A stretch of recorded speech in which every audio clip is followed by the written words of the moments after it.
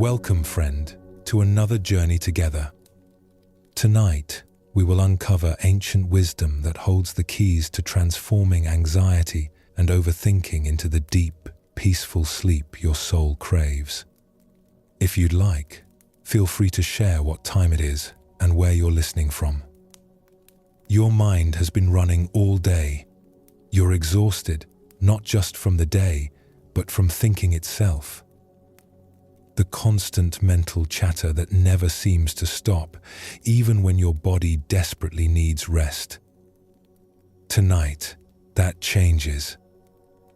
As you settle into rest, you'll discover what ancient masters have known for centuries about the restless mind and the profound peace that lies beneath it. Through lost tales that have guided people for over 1,000 years and gentle wisdom that dissolves anxiety at its very source, you'll learn something that might surprise you. Peace doesn't come from fixing your thoughts or controlling your mind. It comes from understanding why thoughts arise in the first place and learning to relate to them differently. The journey you're about to take isn't about adding more techniques to your life or giving you more things to remember. It's about rediscovering something you already possess but may have forgotten. A natural capacity for rest that exists beneath all the mental noise. A stillness that doesn't need to be created because it's already here, waiting patiently for you to stop covering it with endless thinking. There was once a merchant named Chen who lived in a prosperous trading city along the ancient Silk Road. Chen was successful by every measure his culture valued. Traders from distant provinces knew his name. His children attended the best schools. His wife wore robes made from the finest fabrics he imported. By any external standard, Chen had achieved the kind of life that others could only dream of. But Chen carried a burden that no amount of gold could lift. His mind never stopped working. Each dawn brought the same ritual. Chen would wake before sunrise, but his mind was already hours ahead, racing through the day's potential problems. What if the caravan carrying his silk shipment encounters bandits in the mountain passes? What if the monsoon rains arrive early and flood the warehouse district? What if his main competitor has discovered a new trade route that will undercut his prices? By the time Chen's feet touched the cold wooden floor of his bedchamber, he had already mentally lived through 10 different disasters and begun crafting elaborate plans to prevent each one. Chen's success had come from his ability to plan ahead, to anticipate problems, to think 3 moves ahead of his competitors. This mental agility had made him wealthy. But somewhere along the way, his useful skill had transformed into a relentless compulsion. His wife began to express concern. "Chen," she would say gently, finding him hunched over his scrolls and account books at midnight, the air thick with the smell of ink and lamp oil, "come to bed. The numbers will be the same tomorrow. Your calculations can wait until morning." But Chen felt trapped by his own thoughts. "Just 1 more hour," he would promise, both to her and to himself. "I need to finish reviewing these shipping manifests. I need to plan for the seasonal variations. I need to think through the implications of the new trade agreements." He genuinely believed that 1 more hour of mental effort would finally bring him the security and certainty he craved. Perhaps you recognize something of yourself in Chen's struggle. The mind that won't quiet even when the body yearns for rest. The thoughts that circle like birds that have forgotten how to land anywhere. The exhausting mental labor that promises security but delivers only more anxiety. Chen's story is not unique to ancient China or to merchants. It's the story of anyone whose mind has learned to spin without knowing how to stop. One morning, as Chen sat in his shop surrounded by the familiar sounds and smells of commerce, he overheard a conversation between two customers that would change everything. They were discussing a Buddhist master who lived in a simple temple on the mountainside above the city. This master, they said, was known throughout the region for something that immediately captured Chen's desperate attention. He slept peacefully every night. Not because his life was free from problems or responsibilities. The master dealt with the daily challenges of running a temple, guiding students, and serving his community. But he had learned something Chen had forgotten, or perhaps never known. He had learned the difference between useful thinking and mental spinning, between planning and panic, between appropriate concern and compulsive worry. The customers spoke of visiting the master during times of difficulty and finding not complex teachings or elaborate rituals, but a quality of presence that was both deeply restful and surprisingly practical. "He doesn't give you answers," one said. "He shows you something better, how to find clarity that doesn't depend on having all the answers." That very afternoon, Chen made a decision that broke his routine for the first time in months. He closed his shop early, something that would have been unthinkable just days before, and began the winding journey up the mountain path that led to the temple. The walk itself was a revelation. Chen had lived in sight of these mountains his entire life, but he couldn't remember the last time he had really looked at them. As he climbed the rocky trail, the air grew cooler and cleaner with each step. Ancient pine trees lined the path, their branches moving gently in the mountain breeze, creating patterns of light and shadow on the dusty ground. The air carried scents Chen had forgotten existed, the clean smell of stone, the green fragrance of moss growing in shaded crevices, the sweet perfume of wildflowers that bloomed in hidden meadows.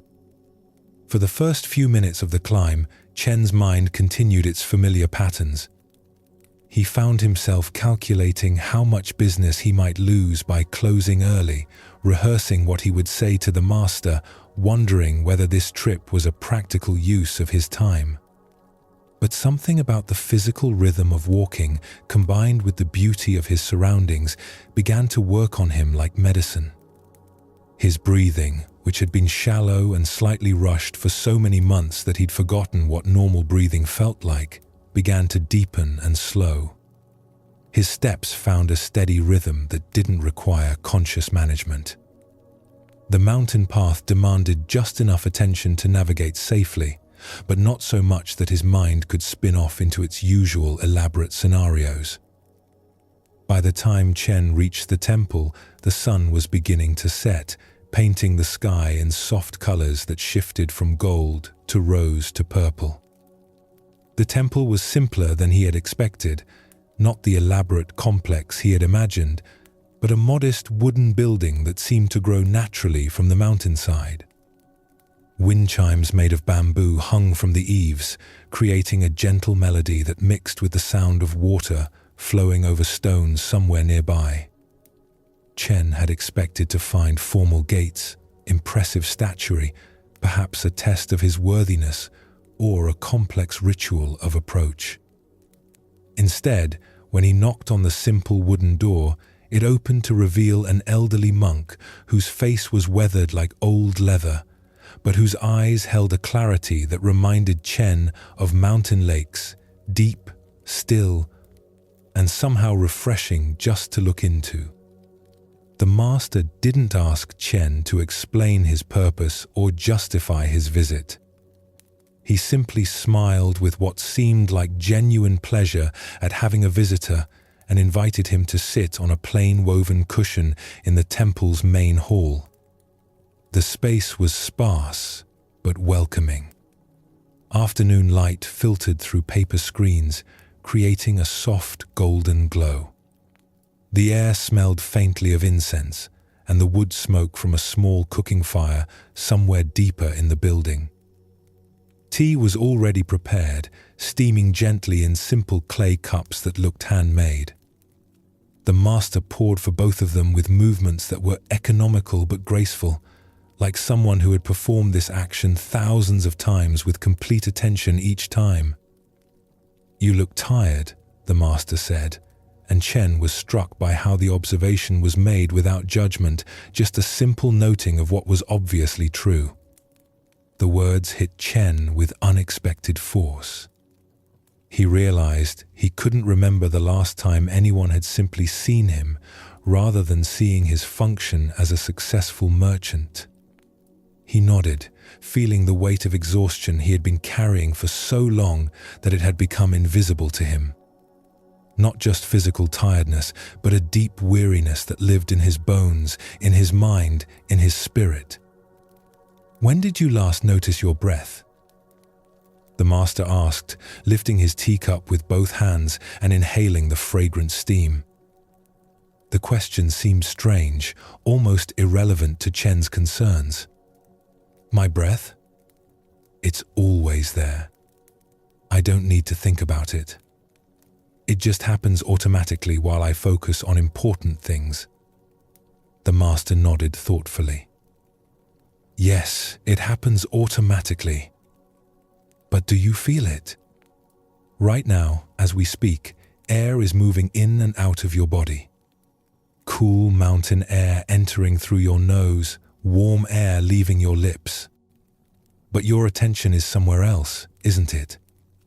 Even now, even here." Chen shifted slightly on his cushion and realized with surprise that the master was completely correct.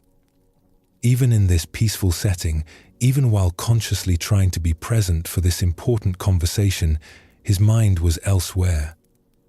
Part of his attention was back in his shop, wondering whether he had properly secured the valuable silk inventory before leaving. Another part was already planning tomorrow's activities, mentally reviewing the list of tasks that would be waiting for him. His body was in the temple, but his mind was scattered across time and space like leaves blown by an endless wind. "Your mind," the master continued gently, "has learned to live everywhere except where your body is.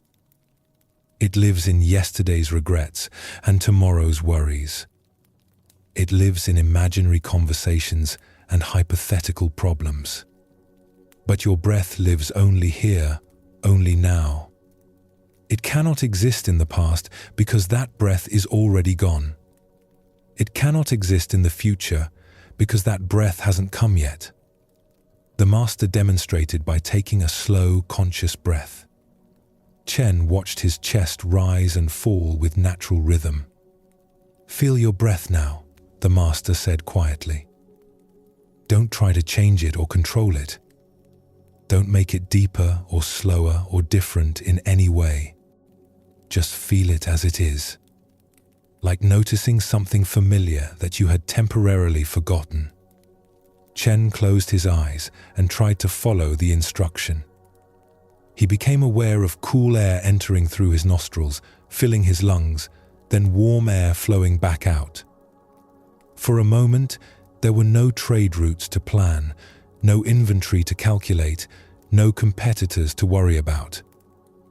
Just the simple, ancient rhythm of breathing that had been sustaining him every moment of his life, usually without his notice or appreciation. But within seconds, Chen's mind wandered away from the breath and back to next week's grain shipment. Would the weather hold? Had he negotiated favorable enough terms? Should he hedge his position with additional suppliers? The master noticed the shift immediately. Chen's breathing had become shallow again. His face had tightened with the familiar expression of mental effort. "Where did you go?" the master asked with what sounded like friendly curiosity rather than criticism. "I'm sorry," Chen said, opening his eyes. "I was thinking about business matters. My mind just went there automatically." "Of course it did," the master said, refilling Chen's teacup. "Your mind has been practicing going there for years. It's become very skilled at leaving the present moment. But right now, the grain shipment exists only in your imagination. Your breath exists in reality. The master paused to take another sip of tea, seeming to give each swallow his complete attention. Tell me, which one can actually help you in this moment? Your breath, which is here and real, or your worry about grain, which is imaginary and distant? The question struck Chen like a bell being rung in a quiet room. His breath was real, immediate, accessible. It was filling his lungs with mountain air that smelled of pine and stone. His worry about the grain shipment was a mental construction, a story about something that might or might not happen in a future that didn't exist yet. Your merchant mind, the master continued, has learned valuable skills. Planning ahead, anticipating problems, thinking strategically, these abilities have served you well. But like any tool, when it never stops working, it wears itself out. And it wears you out too. Chen felt this truth in his tired shoulders, perpetually raised as if bracing for unseen blows. In his aching head, tight from months of constant mental tension. In the knot that had taken up permanent residence in his stomach, a physical manifestation of chronic worry that he had learned to ignore but that never actually went away. "Try again," the master said patiently. "Just one breath from beginning to end. Let everything else wait for this one breath." Chen closed his eyes and returned his attention to breathing. This time he stayed with it a bit longer, feeling the coolness of inhaled air, the pause at the top of the breath, the warmth of the exhale. For those few seconds, his mind was unified around a single, simple experience. No division between observer and observed, no commentary running in the background, no planning or analyzing. Just breathing. When the breath ended, Chen opened his eyes and looked at the master with something approaching wonder. That was peaceful. But my mind will start thinking again. It always does. The master's eyes crinkled with what looked like delight. Of course, it will start thinking again. Thinking isn't wrong. Your mind isn't broken. But when thinking becomes spinning, when planning becomes panic, when your mind never allows itself to rest, then you suffer. Not because life is inherently difficult, but because you're carrying tomorrow's burdens today. The master reached for the teapot and poured himself another cup, the action seemingly requiring no effort or thought, just natural responsiveness to the moment's needs. Your breath doesn't worry about tomorrow's breathing. Your heart doesn't spend time planning next week's heartbeat. They do their work completely, then rest completely. Your mind can learn this same natural rhythm. As these words settled into Chen's awareness, he began to understand something he had never considered before. His body was already demonstrating perfect wisdom about work and rest, tension and relaxation, effort and ease. His heart beat steadily without his conscious management. His digestive system processed food without his supervision. His immune system fought off threats without his strategic planning. An entire universe of intelligence was operating flawlessly within him, following natural rhythms of activity and rest. Only his thinking mind had forgotten how to stop working. The master and Chen sat in comfortable silence as the light outside gradually dimmed from gold to deep blue. Chen found himself noticing things he usually rushed past, the way the tea warmed his hands through the clay cup, the subtle sound of his own breathing, the feeling of sitting still without needing to be anywhere else or do anything else. "But what about my business?" Chen finally asked, giving voice to the fear that lurked beneath his willingness to experiment with presence. If I stop constantly planning and anticipating problems, won't everything fall apart? Isn't my success based on staying ahead of potential difficulties? The master smiled, and Chen got the impression this was not the first time he had heard this particular concern. "Tell me about your most successful business decisions," the master said. "The ones that brought you the greatest profit or opened the most beneficial opportunities. Did they come from worry, or did they come from clarity?" Chen considered this question seriously. As he reflected on his career's highlights, he realized something surprising. His best decisions had indeed come from moments of clarity, times when he could see a situation clearly and respond decisively. His worst decisions had come from anxiety and overthinking, when he had second-guessed himself into paralysis or had been so focused on preventing one problem that he had created others. "Plan when planning serves a purpose," the master continued. "Think when thinking is useful. But don't carry every problem all the time.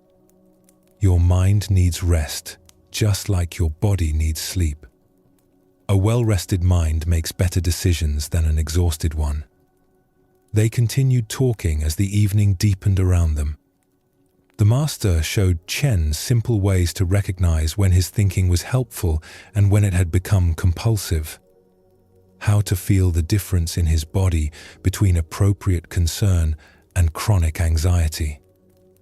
How to return to his breath as an anchor when his thoughts began their familiar spiral into imaginary futures. Most importantly, the master helped Chen understand that this wasn't about becoming less engaged with his life or less successful in his business. It was about bringing the same quality of presence that made his body function so well to his mental activities. Working fully when work was required, then resting completely when rest was appropriate. That night, Chen experienced something he had almost forgotten was possible. As he lay down to sleep in the simple guest quarters the master provided, his body settled into the bed like water finding its level. His breathing naturally deepened and slowed. When thoughts arose about the day's business or tomorrow's tasks, he gently returned his attention to the physical sensation of breathing, just as the master had taught him. For the first time in months, Chen slept deeply and peacefully. Not because all his problems had been solved, but because he had learned to set them down when it was time to rest. His mind, finally given permission to stop its constant vigilance, gratefully accepted the opportunity to restore itself. When morning came, Chen found himself more alert and clear-thinking than he had been in months. The problems he had been grinding away at mentally for weeks suddenly seemed more manageable. Solutions that had been obscured by anxiety became obvious. Decisions that had felt overwhelmingly complex resolved into simple choices. Chen spent several more days with the master, not learning complex techniques or memorizing elaborate teachings, but simply practicing the art of presence. Learning to work fully when work was required, then rest completely when rest was appropriate. Discovering that his mind, like his body, functioned better when it followed natural rhythms of engagement and release. When Chen finally returned to his city and his business, people noticed the change immediately. He moved with less urgency, but greater effectiveness. He listened more carefully and spoke more decisively. He seemed to have more time for everything, even though he was actually doing less mental spinning and more focused work. Chen's story teaches us something crucial about the anxious mind. Often our suffering doesn't come from our actual circumstances, but from the mental weight we add to those circumstances. We think about problems that may never occur. We replay conversations that are already finished. We try to control outcomes that haven't happened yet. We exhaust ourselves carrying mental burdens that have no substance outside our own imagination. But there's another way to live, the way Chen discovered in that mountain temple. A way that doesn't require us to stop engaging with life's genuine challenges, but simply to stop creating additional challenges through endless mental spinning. This way begins with the breath, not because breathing is mystical or magical, but because it's always available, always real, always happening in the present moment. Your breath is the most reliable anchor you have to what is actually occurring, rather than what you imagine might occur. Right now, as you rest, you can directly experience what Chen learned on that mountain. You don't need to understand everything about his story or remember all the details. You don't need to analyze the master's teachings or figure out how to implement them perfectly. You can simply notice your own breathing and let it demonstrate the wisdom that your body already knows, how to work when work is needed, and how to rest when rest is appropriate. Feel your breath now, just as Chen learned to do. Cool air entering, warm air leaving. No effort required, no management necessary. Your body is breathing itself with perfect intelligence, following rhythms that are millions of years old, demonstrating moment by moment how to be present with what is actually happening. This is where peace begins, not in solving all your problems or understanding everything perfectly, but in returning to the simple reality of what is here now. Your breath, your body, your immediate experience, freed from the endless commentary and projection that creates so much unnecessary suffering. Like Chen, you can learn to distinguish between useful thinking and mental spinning. You can discover how to engage fully with life's genuine demands while setting down the imaginary burdens that exist only in thought. You can find the rest that comes not from escaping your responsibilities, but from meeting them with the clarity that emerges when the mind is no longer exhausted by its own activity. The breath continues, steady and reliable, offering you moment by moment the same teaching that transformed Chen's life: how to be present, how to rest, how to find peace, not by changing your circumstances, but by changing your relationship to your own thinking. Tonight, let Chen's journey remind you that the peace you seek isn't hidden in some distant achievement or complex solution. It's as close as your next breath, as available as this very moment, as natural as your body's own wisdom about when to work and when to rest. Breathe now, and let the ancient teaching unfold directly through your own experience. Let your mind learn what your body already knows, that life is best lived not in constant preparation for imaginary futures, but in full engagement with the reality that is always, only now. Your body has been learning as you rest, absorbing the wisdom of Chen's story not just mentally, but physically. Feel how your breathing has found its own deeper rhythm without your conscious direction. Notice how your shoulders have dropped slightly, how the tight places in your jaw and forehead have begun to soften. This is your body's natural intelligence responding to the invitation to let go. Chen's journey showed you how the breath can anchor awareness in the present moment, but there are deeper layers to explore. The body holds tensions and memories that thinking alone cannot reach. Tonight you'll discover how physical awareness can unlock doors to peace that the mind doesn't even know exist. There's an ancient truth woven through Buddhist teaching. The mind and body are not separate entities but one seamless whole. When the mind spins with anxiety, the body contracts in response.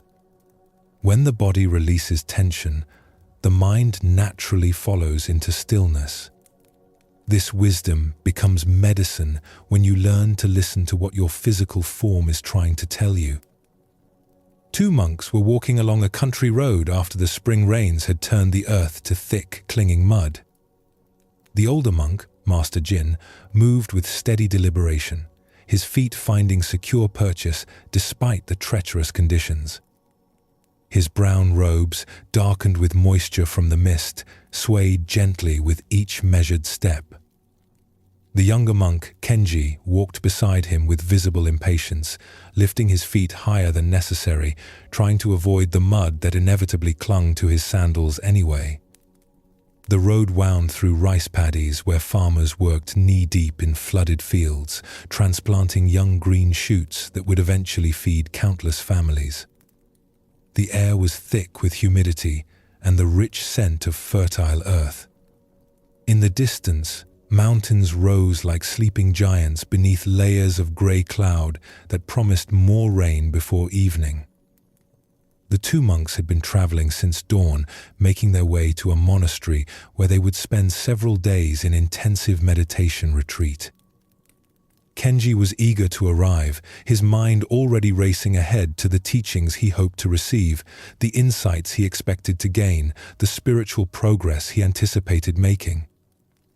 He walked as if trying to outpace time itself, his body tense with forward-moving energy. Master Jin, by contrast, seemed to inhabit each step fully.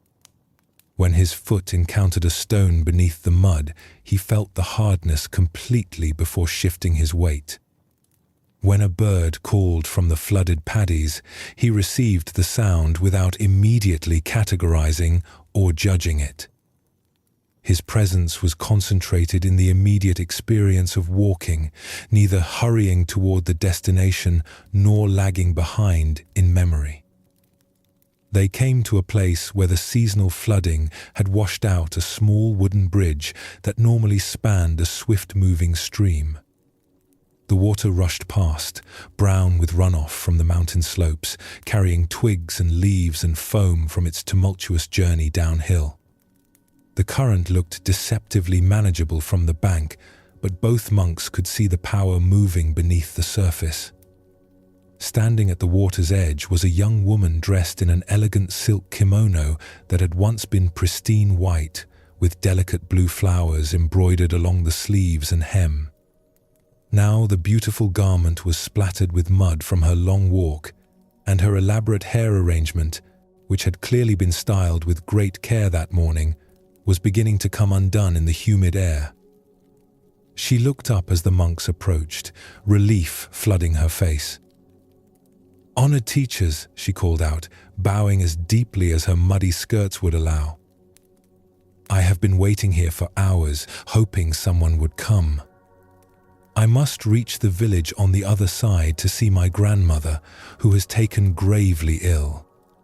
But the current is too strong for me to cross alone. I'm afraid I will be swept downstream." Her distress was genuine and immediate. Tears had carved clean tracks through the dust on her cheeks, and her hands trembled slightly as she gestured toward the rushing water. She was clearly far from home, travel-stained and weary, facing a barrier she could not overcome alone. Kenji looked at the woman, then at Master Jin, expecting his teacher to offer some words of comfort or perhaps suggest they help her find another crossing point downstream. What he did not expect was for Master Jin to stride directly into the water without a word. The older monk's movements were deliberate and sure as he waded into the current, testing each step carefully. When he reached the woman, he simply knelt in the shallow water at the bank and gestured for her to climb onto his back. She hesitated for just a moment, clearly aware of the social conventions that made such contact between strangers, especially between a woman and a monk, potentially scandalous. But necessity overruled propriety. She gathered her muddy skirts and climbed carefully onto Master Jin's back, wrapping her arms around his shoulders. He rose smoothly and began the crossing, his feet finding secure holds on the slippery stones beneath the rushing water. The current pushed against his legs with considerable force, but his balance remained centered and calm. Kenji watched from the bank with growing agitation. His teacher was violating one of their most basic monastic precepts, the rule against unnecessary physical contact with women. The entire philosophy of monastic life was built on creating boundaries that supported spiritual development, and here was Master Jin deliberately crossing one of the most important lines. The crossing took several careful minutes. Master Jin moved slowly but steadily, never rushing despite the water's urgency, never hesitating despite the obvious physical challenge. When they reached the opposite bank, he lowered himself again so the woman could climb down safely. She bowed deeply, her gratitude overflowing in words that tumbled over each other. "Thank you, honored teacher. You have saved my grandmother's last days. Your kindness will never be forgotten. May the Buddha bless you for your compassionate heart." Master Jin simply nodded and waded back across the stream to rejoin Kenji, who had been watching the entire interaction with increasing internal turmoil. The older monk's robes dripped steadily as he climbed out of the water, but his face showed no sign of concern about his actions or their consequences. The two monks resumed their journey in silence. But the silence was not the companionable quiet they had shared during the morning's walk. Now it was heavy with Kenji's unspoken judgment and confusion. His mind churned with questions and accusations that he dared not voice directly to his revered teacher. How could Master Jin have acted so thoughtlessly? Didn't he understand the sacred nature of their vows? What would other monks think if they heard about this incident? What kind of example was this setting? How could someone so advanced in spiritual practice make such an obvious error in judgment? As they walked, Kenji's internal dialogue grew more elaborate and heated. He replayed the scene at the river crossing again and again, each time finding new reasons to feel disturbed by his teacher's choice. He imagined the conversations that would take place when they reached the monastery. He rehearsed the arguments he might make about the importance of maintaining proper boundaries. He constructed detailed analyses of how Master Jin's action had violated not just the letter, but the spirit of monastic discipline. The physical act of carrying the woman had lasted less than 10 minutes, but in Kenji's mind it expanded to fill hours of mental commentary and emotional agitation. His body, which had begun the day with the normal tensions of travel, now carried additional weight, the weight of judgment, disapproval, and righteousness indignation. His shoulders hunched forward as if bracing against an invisible wind. His jaw clenched and released rhythmically as he mentally rehearsed the arguments he might make. His hands, swinging naturally at his sides during the peaceful morning walk, now formed partial fists that tightened and relaxed with the rhythm of his internal debate. Meanwhile, Master Jin walked with the same steady presence he had maintained all morning. The incident at the river had come and gone like weather, present when it was present, finished when it was finished. His attention remained available to the immediate experience of walking through the afternoon landscape. They paused for rest beside a clear mountain stream where the water ran shallow over smooth stones worn round by countless years of flow. Master Jin cupped his hands and drank deeply, then splashed water on his face and neck, washing away the sweat and dust of travel. He sat on a large boulder and gazed peacefully at the play of light on the moving water. Kenji could contain himself no longer. The words erupted from him like water bursting through a dam. "Master," he said, his voice tight with accusation and disappointment, "how could you do that? We have taken sacred vows. We are not supposed to touch women, especially not carry them on our backs like pack animals. You broke our most fundamental rules in front of someone who will probably tell the entire village about the monks who don't follow their own teachings. Master Jin turned to look at his young companion with an expression of genuine surprise, as if he had forgotten about the river crossing entirely. His eyes held no defensiveness, no justification, just a kind of wondering curiosity. "I set that woman down at the river," he said simply.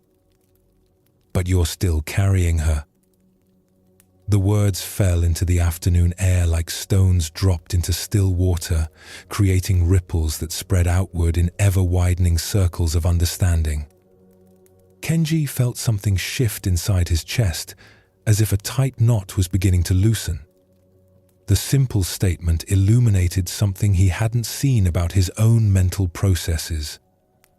While Master Jin had responded fully to the situation at hand and then moved on, Kenji had picked up the event and carried it with him like a heavy pack, adding weight and commentary and emotional charge to something that was already completed. "I don't understand," Kenji said, though part of him was beginning to understand very clearly. "The woman needed help," Master Jin explained patiently. "I helped her. The help was given and received. It's finished. But you have been carrying that interaction with us for hours, adding your thoughts about it, your judgments about it, your worries about its implications. You're doing more work than I did and creating more suffering than the original situation contained." As these words settled into Kenji's awareness, he became conscious of how much physical tension he had been carrying since the river crossing. His neck ached from holding his head in a posture of disapproval. His shoulders burned from staying hunched in defensive readiness. His stomach was tight with the stress of internal conflict. "Feel your body," Master Jin suggested gently. "What is it holding on to right now?" Kenji closed his eyes and scanned through his physical form with attention he hadn't given it for hours. He discovered layer upon layer of tension that had nothing to do with the simple act of walking along a country road. His jaw was clenched so tightly that his temples ached. His hands were still forming partial fists. His breathing had become shallow and confined to the top of his chest. "This is what carrying looks like," Master Jin observed. "Not just in the mind, but in the body. You picked up my action and made it yours to worry about, judge, and analyze. Your body has been working to hold all that mental activity. But surely we should think about our actions and their consequences," Kenji protested, though his voice had lost its edge of righteous anger. "Yes," Master Jin agreed. "Reflection has its place. But there's a difference between thinking and carrying. I can reflect on my choice to help the woman, whether it was skillful, whether it served genuine compassion, whether it was appropriate to the circumstances. That kind of thinking serves understanding. But carrying the event like a burden, replaying it obsessively, using it to judge myself or others, that creates suffering without serving any useful purpose." Master Jin stood and began walking again, his movements as fluid and present as they had been all day. "Your body is wise," he said over his shoulder. "It knows the difference between useful effort and wasteful tension. It knows when you're carrying something that doesn't need to be carried." As they resumed their journey, Kenji began to experiment with what Master Jin had suggested. Instead of continuing to replay the river crossing incident, he brought his attention to his physical experience of walking. He felt his feet making contact with the muddy road. He noticed the rhythm of his breath as it found its natural pace. He let his shoulders drop and his hands uncurl. The relief was immediate and profound. It was as if he had been carrying a heavy pack all day and had suddenly realized he could set it down. His step became lighter, his breathing deeper, his mind clearer. "How do I remember this?" Kenji asked as they walked. "How do I catch myself when I start carrying things that don't need to be carried?" 0. 5. "Your body will teach you," Master Jin replied. "It's always sending signals. When you start picking up mental burdens, your shoulders rise. Your jaw tightens. Your breathing becomes shallow. These are not just side effects of mental activity, they're intelligence. Your body is telling you when you're doing unnecessary work." They practiced this awareness for the remainder of their journey. When Kenji noticed his mind beginning to spin stories about the events of the day, he would check in with his body. Where was he holding tension? What was his breathing doing? How was he carrying himself through space? Each time he brought attention to his physical form, he discovered information that his thinking mind had missed. His body knew immediately when he was carrying unnecessary weight.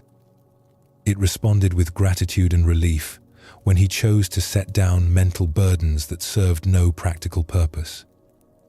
By the time they reached the monastery that evening, Kenji had experienced a fundamental shift in his understanding of how mind and body work together. He realized that much of what he had been calling thinking was actually a form of physical labor, his body working to hold and carry mental constructions that had no substance outside his own imagination. The story of the two monks reveals something profound about how we create unnecessary suffering in our lives. Like Kenji, we often pick up experiences and carry them long after they're finished. We replay conversations from days ago, analyze interactions that are already complete, worry about implications of events that have already resolved themselves. Most of us don't realize that this mental carrying creates physical carrying as well. When your mind grips onto something, your body contracts to support that grip. When your thoughts become heavy with judgment or worry, your muscles tense to bear that weight. The mind's refusal to let go becomes the body's burden to bear. But your body, like Master Jin in the story, knows how to engage fully with what's needed and then release completely when the task is done. Your heart doesn't hold on to yesterday's heartbeats. Your lungs don't store last week's breaths. Your digestive system doesn't keep processing food that was already digested days ago. Only the thinking mind has learned to hoard experiences, carrying them forward like a collector who can never bear to throw anything away. And the body pays the price for this mental accumulation, holding tension and stress that has no real purpose in the present moment. Right now, as you rest, you can experience what Kenji discovered on that muddy road. You can scan through your body and notice where you might be carrying burdens that don't need to be carried. Where are you holding on to conversations from earlier today? What tensions are you maintaining about situations that are already resolved? Start with your feet and lower legs. Are they preparing to run somewhere even though you're lying still? Are your calves tight with readiness for action that isn't required right now? Let them soften and settle, trusting that they can respond appropriately when actual movement is needed. Feel your thighs and hips. This area often holds worry about stability and security, tension about whether you're safe or supported. Notice if there's gripping or bracing happening there, and see if you can let those muscles release their vigilance. You're safe right now, in this moment. Your body doesn't need to prepare for threats that exist only in imagination. Your lower back frequently carries the weight of responsibility, all the things you think you should be doing, fixing, or managing. Feel if there's tightness there, an arching or rigidity that comes from trying to hold up too much. Let your back settle into the surface beneath you, sharing that weight instead of bearing it alone. Your stomach and abdomen often clench around emotional material, anger you haven't expressed, sadness you haven't felt, fear you haven't acknowledged. This area can become like a closed fist, holding onto feelings that want to move through and be released. Breathe into your belly and see if you can let it soften, creating space for whatever wants to flow. The chest and heart region frequently armor themselves against potential hurt. You might be carrying tension from interactions where you felt misunderstood, unappreciated, or unloved. Feel if there's a protective hardening around your heart and experiment with letting that armor soften slightly. You don't have to become vulnerable to attack, just less defended against experiences that are already past. Your shoulders are probably carrying more than you realize. Like Kenji after the river crossing, you might be hunched against criticism, braced for additional burdens, raised in anticipation of stress that hasn't actually arrived. Let them drop away from your ears, widen across your back, release their protective posture. Your neck often holds the tension of trying to look in all directions at once, monitoring for problems, staying alert to potential issues, holding your head in readiness for whatever might come next. See if you can let your neck lengthen and soften, allowing your head to rest more fully. Even your face carries the imprint of your mental activity. Your jaw might be clenched around words you wish you had spoken or hadn't spoken. Your forehead might be furrowed with the effort of trying to figure everything out. Your eyes might be tight with the strain of constant vigilance. Let your facial muscles release their grip on yesterday's expressions and tomorrow's concerns. As you work with each area of your body, you're learning what Master Jin demonstrated by the river, how to engage fully when engagement is needed, then release completely when the task is done. You're discovering that most of the weight you carry has nothing to do with current circumstances and everything to do with mental habits that have learned to hoard experience instead of letting it flow. This isn't about becoming passive or disconnected from life. Master Jin didn't ignore the woman's need for help. He responded fully and appropriately.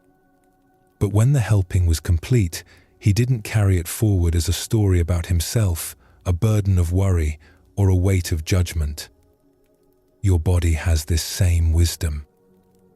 It knows how to work hard when work is needed and rest deeply when rest is available.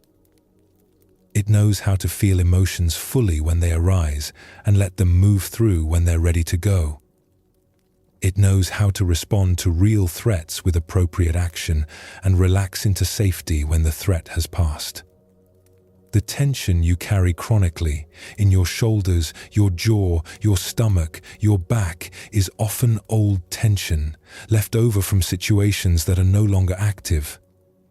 Like Kenji carrying the river crossing long after it was finished, your body might be bracing for conversations that already happened, defending against criticism that was never actually directed at you, or preparing for problems that were resolved long ago.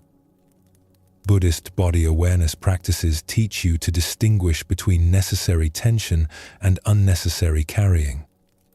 When you're lifting something heavy, your muscles appropriately engage. When you're navigating a challenging situation, your nervous system appropriately activates. But when the lifting is done or the challenge has passed, the tension can be released. The key is developing what Master Jin demonstrated, the ability to respond fully in the moment, then let go completely when the moment has passed. This isn't spiritual bypassing or emotional numbness. It's the natural intelligence of a system that knows how to engage and disengage fluidly. As you continue to settle into rest, notice how each area of physical release affects your mental state. When your jaw unclenches, internal dialogue often quiets. When your shoulders drop, worries feel less urgent. When your stomach softens, anxiety loses some of its grip.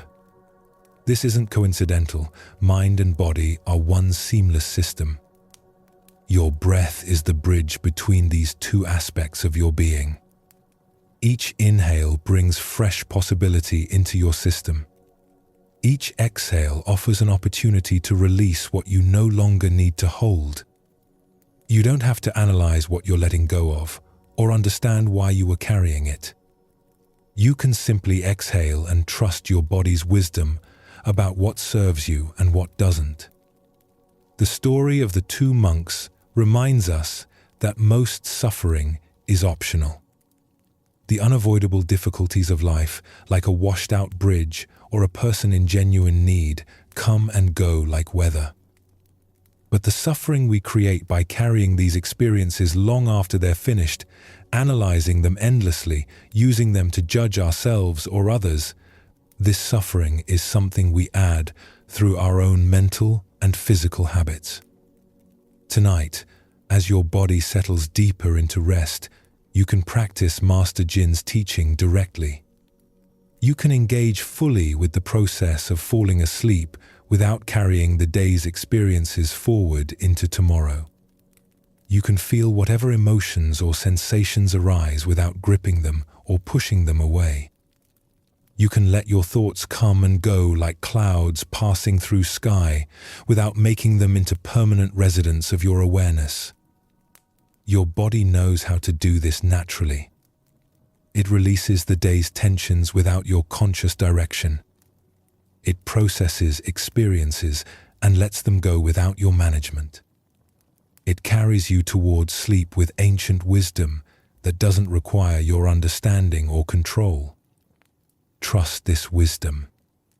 Let your body teach your mind how to hold lightly, how to engage appropriately, how to release completely. Like the woman crossing the river, let yourself be carried by intelligence greater than your individual effort. And like Master Jin setting her down safely on the other side, learn to complete each action fully and then walk on, unburdened and free. The journey deepens as your awareness settles into increasingly spacious calm. The physical tensions you've been carrying have begun their natural release, like ice slowly melting into flowing water. Your breathing has found its own perfect rhythm, neither forced nor forgotten, simply present and supportive.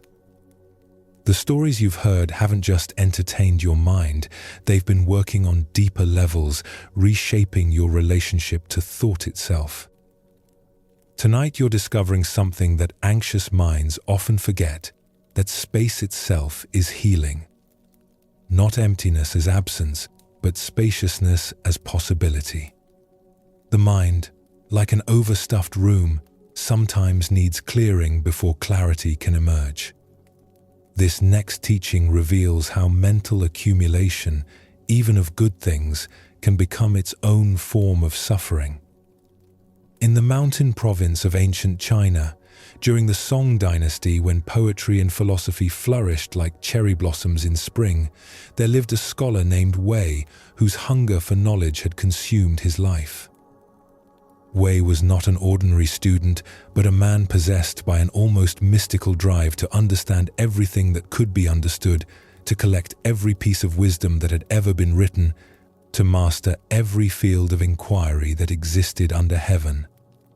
His house had once been spacious, with rooms that opened onto serene courtyards where bamboo grew and small streams trickled over carefully arranged stones. But over the years, Wei had transformed every available space into a library. Books filled the rooms from floor to ceiling. Scrolls were stacked in towers that reached toward the wooden rafters. Manuscripts covered every table, every chair, every windowsill. The narrow pathways between these paper mountains were barely wide enough for one person to navigate sideways. The collection was staggering in its scope and variety. Wei owned treatises on Confucian ethics and Taoist philosophy, Buddhist sutras and commentaries on the I Ching. He had medical texts describing the flow of qi through meridians, astronomical charts mapping the movement of celestial bodies, mathematical works exploring the properties of numbers and geometric forms. Poetry collections sat beside historical chronicles. Military strategy manuals neighbored agricultural guides. Works on music theory shared space with studies of calligraphy. But Wei's accumulation wasn't random or superficial. He read voraciously, constantly, obsessively. By candlelight in the darkest hours before dawn, by the grey light of overcast afternoons, by the golden glow of sunset filtering through paper windows. His eyes were perpetually strained from reading small characters by insufficient light. His back ached from hunching over texts for hours at a time. His hands were permanently stained with ink from the constant note-taking, cross-referencing, and copying he believed essential to true learning. Students came from distant provinces to study with Wei, drawn by his reputation for encyclopedic knowledge. But instead of finding a peaceful sage radiating wisdom and contentment, they discovered a man who seemed increasingly fragmented and overwhelmed by his own learning. Wei would sit with visitors in his cluttered study, surrounded by precarious towers of books, constantly interrupting himself to verify quotes, check references, and cite multiple authorities for every point he attempted to make. But as Mencius wrote about the cultivation of righteousness, Wei would begin, then stop mid-sentence. No, wait, that might have been Zunzi. Or was it in the Analects? Let me find the exact passage. He would rise from his cushion and begin pulling books from various stacks, his movements growing increasingly frantic as he searched for the precise text he wanted to reference. While he searched, other ideas would occur to him. Of course, this relates to what the Tao Te Ching says about Wu Wei, but you have to understand that in context with the Zhuangzi's butterfly dream, and there's also a fascinating commentary by. More books would join the growing pile on his desk. Papers would scatter. Inkstones would rattle dangerously close to precious manuscripts. His students would sit patiently at first, expecting that this scholarly thoroughness would eventually lead to profound insights. Instead, they often found themselves more confused after sessions with Wei than they had been before. His vast knowledge had become a labyrinth in which he regularly lost himself. Every answer led to 5 more questions. Every certainty dissolved into complexity. Every simple truth was immediately qualified by exceptions and alternative interpretations. Wei's daily routine had become an exhausting cycle of consumption and confusion. He would wake before sunrise and immediately begin reading, believing that starting the day by filling his mind with new information would make him more productive. By noon, he would have consulted dozens of texts, taken pages of notes, and started multiple cross-reference projects that demanded even more reading. Meals were eaten absently, with one hand holding food and the other turning pages. He barely tasted what he ate, his attention completely absorbed in whichever text lay open before him. Walking through his garden, he would carry a book, reading even as he moved along the stone paths between his plants. The beauty of blooming flowers went unnoticed, the songs of birds unheard, the changing light of different seasons invisible to eyes focused on written characters. The tragedy was that Wei's accumulation of knowledge had begun to prevent actual understanding. He knew what hundreds of authors had written about meditation, but he never meditated. He could quote extensively about the nature of wisdom, but felt increasingly unwise. He had memorized treatises on finding peace, but lived in constant mental agitation. His mind had become like his house, so stuffed with acquisitions that there was no room to move freely, to breathe easily, to simply be present with immediate experience. Every conversation was cluttered with quotes and citations. Every observation was immediately connected to something he had read rather than felt directly. Every moment of potential stillness was filled with remembered texts and scholarly analysis. Sleep had become nearly impossible. When Wei lay down at night, his mind would continue its relentless cataloguing and cross-referencing. He would replay passages he had read that day, worry about inconsistencies he had discovered between different authors, plan reading schedules for the following weeks. The very knowledge that was supposed to bring him peace had become the source of ceaseless mental activity. Word of Wei's peculiar condition eventually reached a Zen master named Huangbo, who lived simply in a small temple in the nearby mountains. Master Huangbo was known throughout the region not for his extensive learning. He owned very few books, but for a quality of presence that seemed to contain infinite space. Students who spent time with him often described feeling that their minds became clearer and more spacious in his company, as if his very being created room for them to think and breathe more freely. One autumn morning, when the mountain air was crisp and the leaves were beginning their transformation from green to gold, Master Huangbo appeared at Wei's door. He carried nothing but a simple walking stick and a small cloth bag containing a wooden bowl and a few other basic necessities. Wei was honored but also immediately anxious about receiving such a distinguished visitor. "Master Huangbo," he exclaimed, bowing repeatedly. "I am deeply privileged by your presence. Please, come in, sit down. Let me find the appropriate texts for our discussion. I have the complete works of the great Zen patriarchs, commentaries on the Platform Sutra, scholarly analyses of koans and their historical development." Wei's voice grew increasingly frantic as he began pulling books from various stacks, creating small avalanches of paper that cascaded across the floor. Scrolls unrolled like unfurling banners. Loose pages scattered like autumn leaves. The careful organization Wei had tried to maintain dissolved into chaos as he desperately searched for materials worthy of his guests' attention. Master Huangbo stood quietly in the doorway, observing the scene with eyes that seemed to take in everything while judging nothing. He watched Wei's increasingly frantic movements, the growing disorder in the room, the obvious stress that the simple act of receiving a visitor was creating for the scholar. "Stop," Master Huangbo said gently.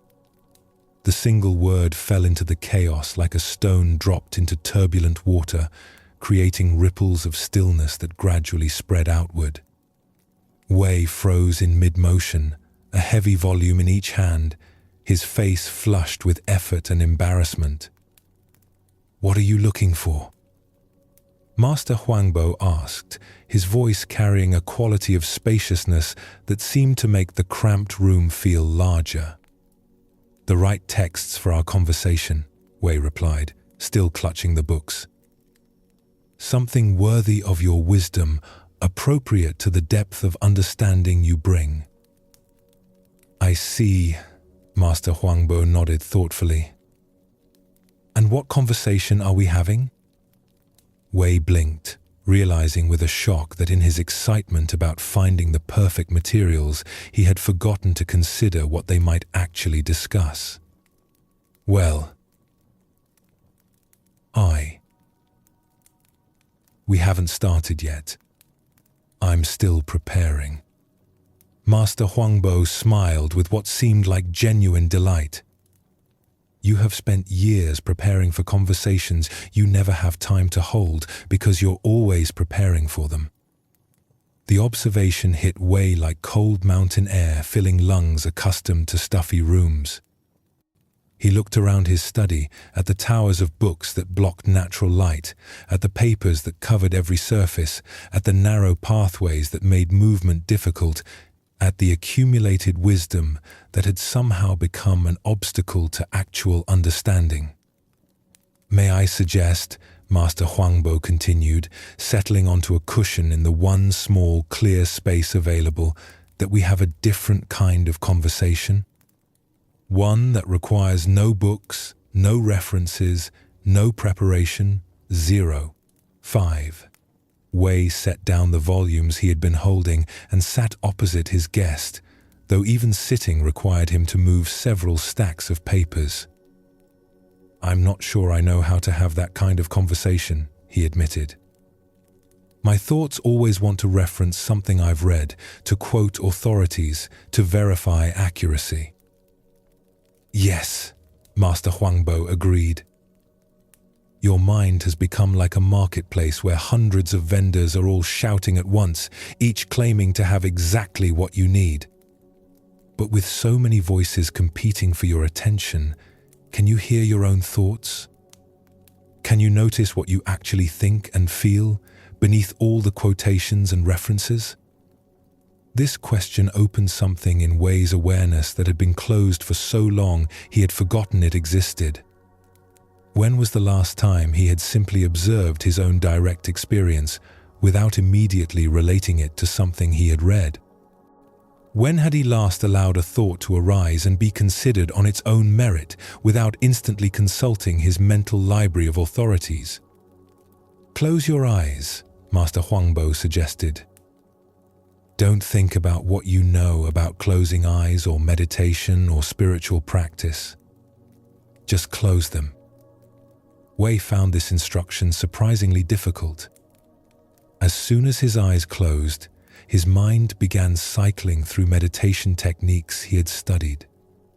Visualizations from Tibetan texts, breathing methods from Taoist manuals, postures described in Buddhist sutras, instructions from Confucian texts on cultivating inner stillness.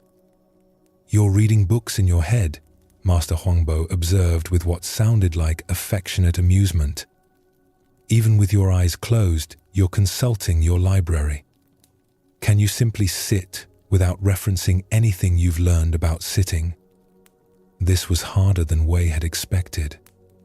Every moment of potential stillness was immediately filled with remembered teachings, comparative analysis, questions about proper technique. His mind had become so accustomed to consulting external authorities that it had lost touch with its own natural intelligence. "I don't know how," Wei said, opening his eyes in frustration. "My mind automatically goes to what I've read about these practices.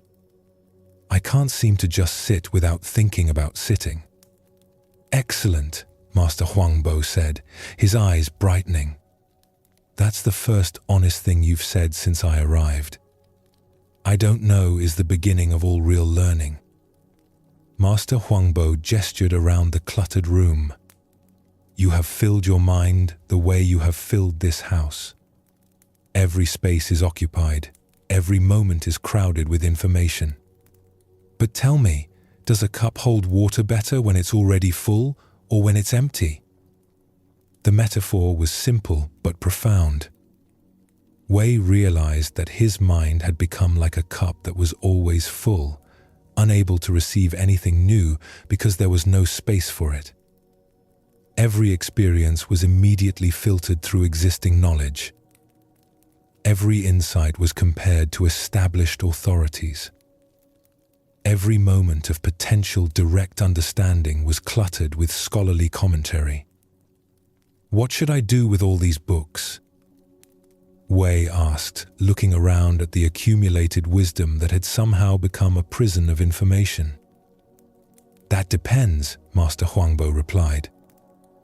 "Are they serving you or are you serving them? Knowledge is like food, nourishing in appropriate amounts, but sickening when consumed compulsively. Your mind needs room to digest what you've learned, space to develop its own understanding. They sat together in the increasingly comfortable silence of the late afternoon. Without the pressure to reference authorities or demonstrate learning, Wei began to notice things he had missed for years. The quality of light filtering through his paper windows had a warmth and beauty he had forgotten. The sound of wind moving through the bamboo in his courtyard created a natural music more subtle than any human composition. The simple act of breathing, usually unconscious background to his constant reading, became a gentle rhythm that anchored his awareness in immediate experience. "How do you feel right now?" Master Huangbo asked after they had sat quietly for some time. "Peaceful," Wei said with surprise. "More peaceful than I've felt in years. But also empty, like something is missing." "Yes," Master Huangbo nodded. "You've become addicted to mental fullness, to having your awareness constantly occupied with information. Emptiness feels uncomfortable because you've forgotten that space is not lack, it's possibility. A room with no furniture feels empty until you realize it gives you freedom to dance." Over the following days, Master Huangbo helped Wei begin the delicate process of creating space in both his house and his mind. They didn't throw away his books indiscriminately, but they did identify which texts still sparked genuine interest and understanding versus which had become habitual accumulations that no longer served his actual learning. Wei kept perhaps 1/10 of his collection, carefully chosen for their continued relevance to his authentic interests and their ability to inspire rather than overwhelm. The rest were donated to students who could benefit from them, to monasteries that needed texts for their libraries, to schools where they would be actively studied rather than passively hoarded. More importantly, Wei began creating empty spaces in his daily routine. Periods of time when he deliberately didn't read, didn't take notes, didn't consult authorities. Times when he would sit in his garden and simply observe the changing light, the movement of clouds, the subtle shifts of seasons that he had been too mentally busy to notice for years. At first, these empty periods felt uncomfortable, almost anxiety-provoking. Wei's mind would reach automatically for something to fill the silence, a text to consult, a cross-reference to pursue, a scholarly question to investigate. But gradually, he began to appreciate the spaciousness itself. In the gaps between information consumption, his own insights began to arise. Direct observations that didn't need verification from external sources. Understanding that emerged from his own experience rather than from accumulated reading. Wei's teaching transformed completely. Instead of overwhelming students with encyclopedic references and multiple authorities, he began offering them something more valuable, space to develop their own understanding. He would pose questions and then wait patiently while students found their own responses. He learned to listen more deeply, to trust that wisdom could arise from silence as well as from study. The most surprising discovery was that Wei's actual knowledge became more accessible and useful when it wasn't competing with thousands of other pieces of information for his attention. The texts he had chosen to keep became living resources rather than dead accumulations. He could draw from them fluidly because they weren't buried under layers of scholarly debris. His sleep improved dramatically as his mind learned to rest in spaciousness rather than churning through endless information. The mental noise that had kept him awake for years, the constant cross-referencing, the obsessive cataloging, the compulsive analyzing, gradually quieted as he stopped feeding it with constant input. Wei discovered what Buddhist masters have always known, that wisdom is not the accumulation of information, but the spaciousness that allows understanding to emerge. Like clear water, the mind becomes most useful when it's not clouded with excessive content. Like a musical instrument, awareness creates its most beautiful sounds when there's space between the notes. This story illuminates something crucial about the modern relationship to information and the anxious mind's tendency to seek security through knowledge. Like Wei, many people fill their mental space with endless input, articles to read, videos to watch, podcasts to consume, courses to take, advice to collect. The underlying assumption is that enough information will eventually provide certainty, control, and peace. But often the opposite occurs. Information overload creates decision paralysis. Too many options generate anxiety rather than clarity. Constant input prevents the digestion necessary for wisdom to develop from knowledge. The mind becomes like Wei's house, so stuffed with acquisitions that there's no room for actual living. The anxious mind is particularly susceptible to this trap because seeking more information feels productive. Researching problems, gathering advice, studying solutions, these activities create the illusion of progress toward resolution. But often they're just sophisticated forms of mental busywork that postpone the uncomfortable but necessary work of sitting with uncertainty, feeling difficult emotions, or making imperfect decisions with incomplete information. Buddhist wisdom suggests that sometimes the most radical act is not adding more content to consciousness, but creating space within it. Not learning more techniques, but practicing simplicity. Not collecting more teachings, but digesting what you already know through direct experience. Right now, as you rest, you can practice Wei's hard-won understanding. Notice the quality of space in your awareness. You've been receiving stories and teachings tonight, but you don't need to memorize them, analyze them, or figure out how to implement them. You can simply let them settle into your consciousness like seeds planted in good soil, trusting that understanding will emerge in its own time without your mental management. Your mind is probably more cluttered than you realize, filled with information you've consumed but never fully processed, advice you've gathered but never implemented, knowledge that has become mental noise rather than living wisdom. This clutter isn't just neutral content, it actively prevents the clarity and spaciousness that allow genuine insight to arise. But you don't have to clean out your mental house all at once. Tonight, you can simply stop adding more content. Stop analyzing these stories as you hear them. Stop trying to remember every detail or understand every implication. Let your awareness become spacious enough to receive without grasping, to appreciate without accumulating. Feel the relief that comes when you stop trying to make everything fit into existing mental categories. When you stop cross-referencing every new idea with things you already know, when you let experience be fresh and immediate rather than immediately filing it away in your mental library. Buddhist meditation is fundamentally about this kind of spaciousness. Not the emptiness of having nothing, but the openness of having room. Room to breathe, room to feel, room for unexpected insights to arise, room for wisdom that doesn't come from books or teachers, but from the natural clarity of awareness when it's not cramped by excessive content.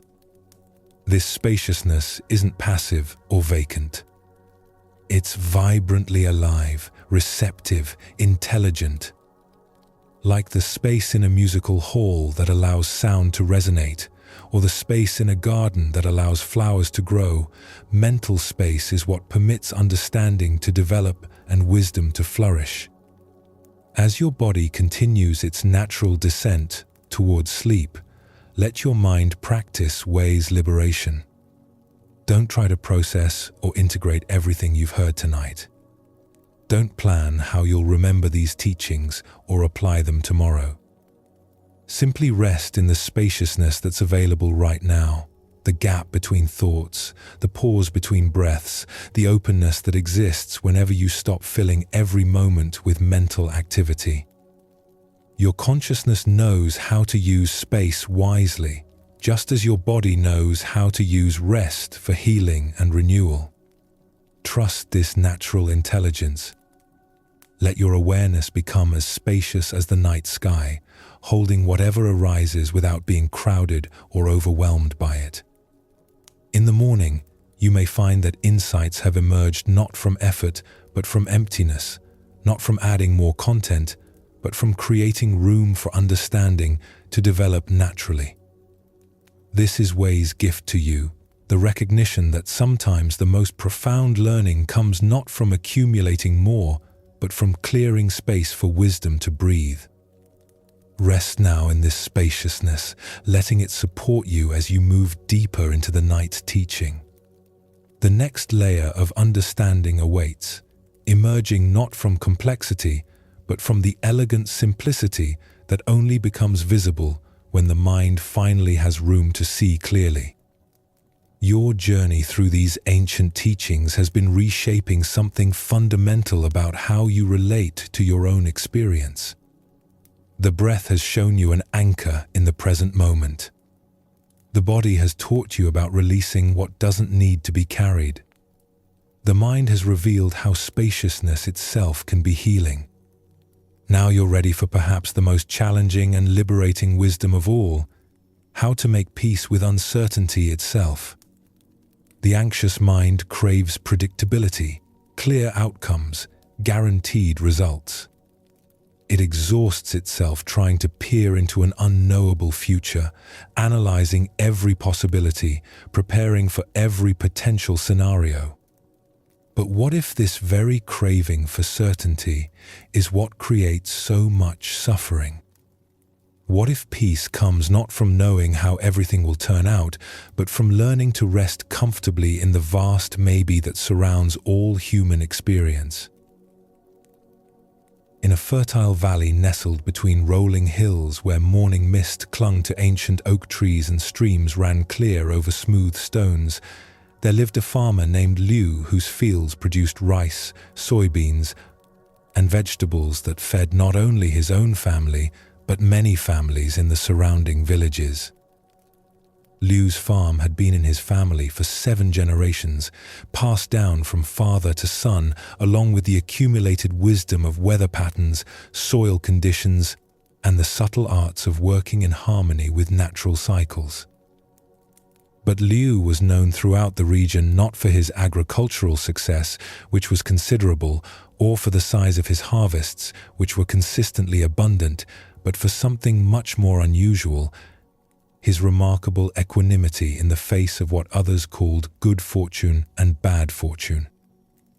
While his neighbors celebrated wildly when things went well and despaired dramatically when difficulties arose, Liu maintained a steady presence that seemed unshakable regardless of circumstances.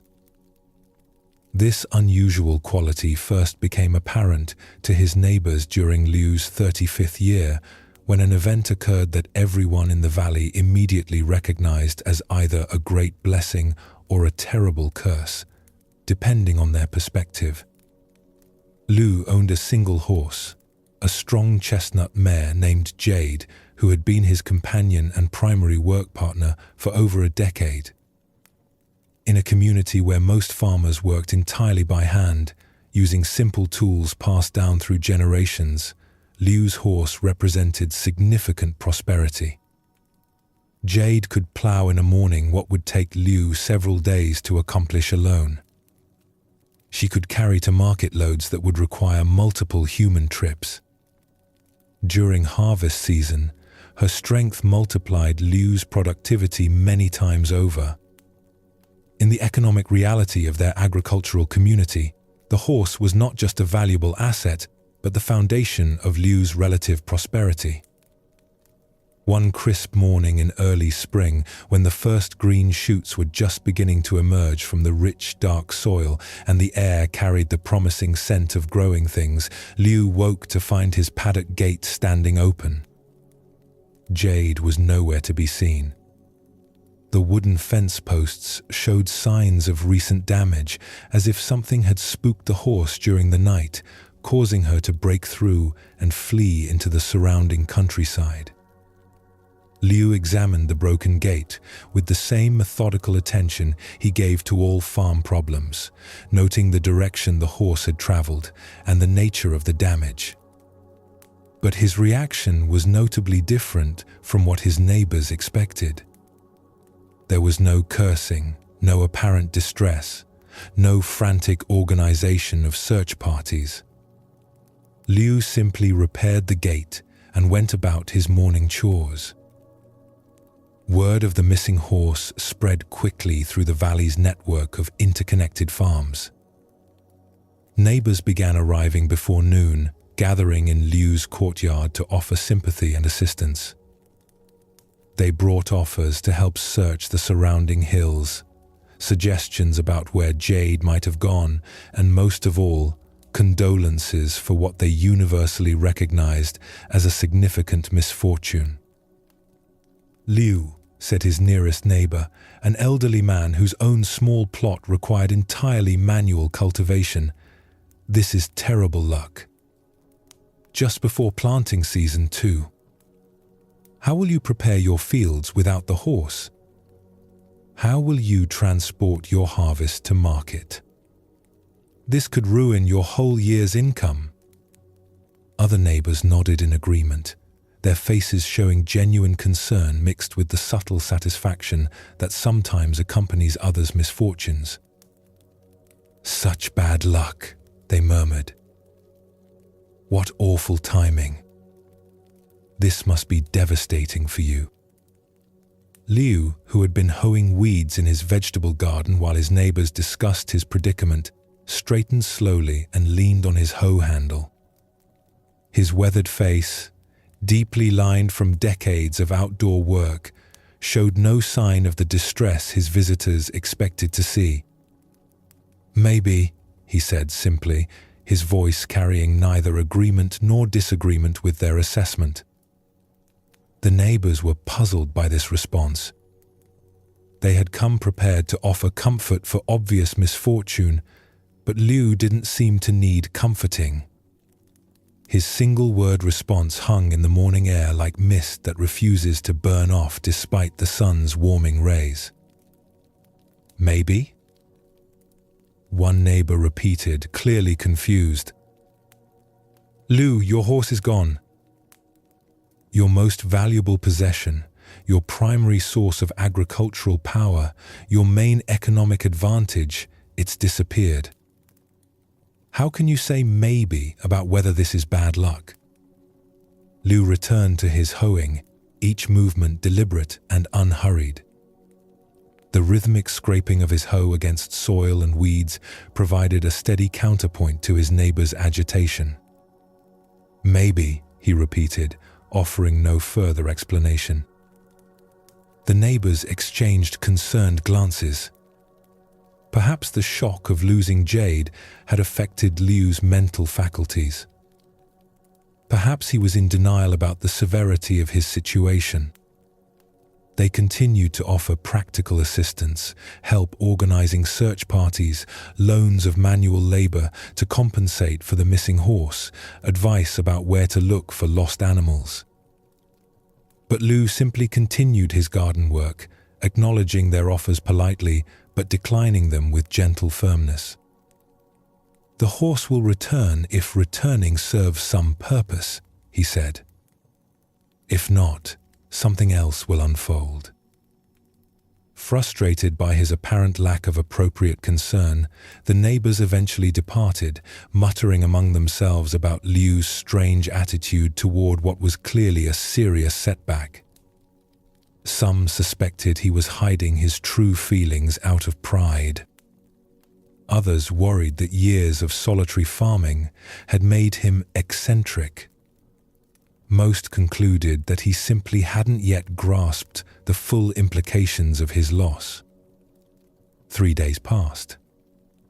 Liu continued his spring planting preparations, working longer hours to compensate for Jade's absence, but showing no signs of the despair his neighbors had predicted. On the fourth morning, as Liu was eating his simple breakfast of rice porridge and pickled vegetables in the courtyard outside his modest farmhouse, he heard the sound of hoofbeats approaching from the mountain trail that led to higher pastures. Jade came into view first, moving at an easy trot, her chestnut coat gleaming with health and her eyes bright with what looked like contentment. But she was not alone. Following behind her were 4 wild horses, magnificent animals with flowing manes and powerful bodies that spoke of lives lived in freedom among the mountain meadows. Their coats ranged from deep black to silvery grey to rich brown, and they moved with the fluid grace of creatures who had never known harness or bit.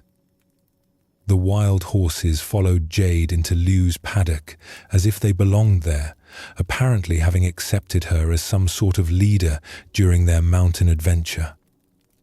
Liu watched this procession with the same steady attention he gave to weather patterns or crop growth, interested, observant, but not emotionally reactive to what was clearly an extraordinary development.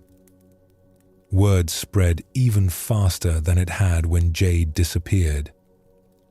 By mid-morning, the same neighbors who had come to offer condolences were returning to offer congratulations. They gathered in Liu's courtyard, marveling at the 5 horses now grazing peacefully in his expanded paddock. "Liu!" they exclaimed with voices full of amazement and perhaps a touch of envy. "What incredible good fortune! You've lost 1 horse and gained 4 more. You're now the richest farmer in the valley. You'll be able to plow 5 times as much land, carry 5 times as much to market. This is the best luck anyone has ever had around here." Their excitement was palpable and infectious. The missing horse had been transformed from disaster to miracle. They calculated the economic implications with obvious enthusiasm, how much additional land Liu could cultivate, how much more grain he could transport, how his prosperity would multiply exponentially with this unexpected windfall of animal power. Liu was sitting in the shade of an ancient persimmon tree, repairing a wooden bucket with the same focused attention he gave to all maintenance tasks. The bucket was old, but serviceable, its staves held together by iron bands that had been shaped by his grandfather's hands decades earlier. His movements were precise and economical as he tightened joints and sealed gaps. Without looking up from his work, Liu responded to his neighbor's celebration with the same simple word he had offered to their earlier condolences. "Maybe." "Maybe?" The neighbors' voices rose in disbelief. "How can you say maybe about this? You clearly have the best luck in the province. 5 horses! Most farmers work their entire lives without owning a single horse, and now you have 5 magnificent animals. This is obviously wonderful fortune." Liu tested the bucket's stability, filled it with water from his well to check for leaks, then set it aside to dry in the afternoon sun. "Maybe," he repeated, his tone neither dismissive nor argumentative, simply non-committal. The neighbors went away shaking their heads, unable to understand Liu's refusal to celebrate what was clearly an extraordinary piece of good fortune. Some wondered if he was being humble to avoid attracting jealous attention from spirits or neighbors. Others thought he might be worried about the practical challenges of managing 5 horses instead of 1. Most concluded that Liu was simply an eccentric man who refused to acknowledge obvious reality. Liu's life did change significantly with the addition of 4 horses to his agricultural operation. The extra animals required more feed, more space, more daily care. His morning and evening routines expanded to include tending to the needs of 5 horses instead of 1.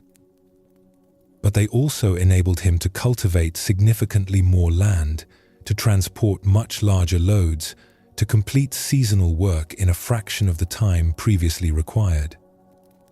The change that attracted the most attention from his neighbors, however, involved Liu's eldest son, Wei, a strong and capable young man of 22 who had been working alongside his father since childhood and was gradually taking over more of the farm's daily operations.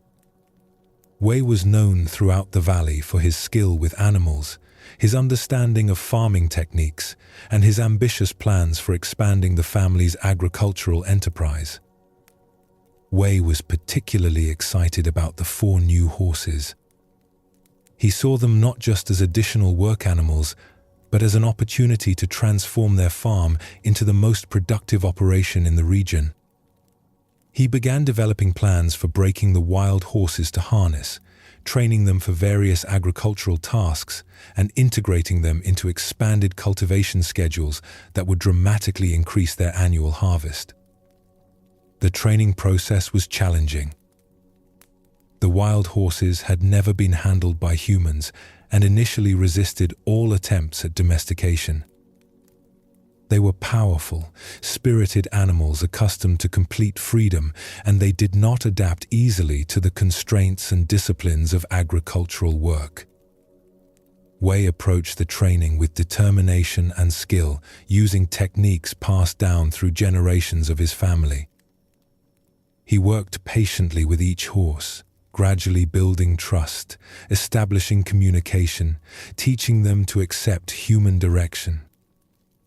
The process required enormous physical effort, precise timing, and the kind of calm confidence that comes from deep familiarity with animal behavior. It was during the training of the most spirited of the wild horses, a powerful black stallion with intelligent eyes and a magnificent bearing, that the accident occurred. Wei had been working with the horse for several weeks, making steady progress in establishing basic communication and trust. On this particular morning, everything seemed to be proceeding normally. The horse appeared calm and receptive to Wei's guidance. But something, perhaps a sudden noise, perhaps a shift in the wind carrying an unfamiliar scent, perhaps just the unpredictable nature of wild spirits, startled the stallion. In an instant, the animal reared high on his hind legs, his front hooves flashing dangerously close to Wei's head. Wei tried to step back quickly to avoid the hooves, but his foot caught on a piece of training equipment that had been left on the ground. He fell heavily, his left leg twisting beneath him with a sharp crack that could be heard clearly across the training paddock.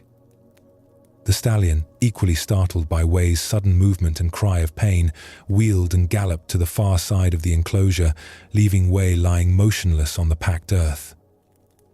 Liu, who had been working in a nearby field, heard his son's cry and arrived within minutes to find Wei conscious, but in obvious distress.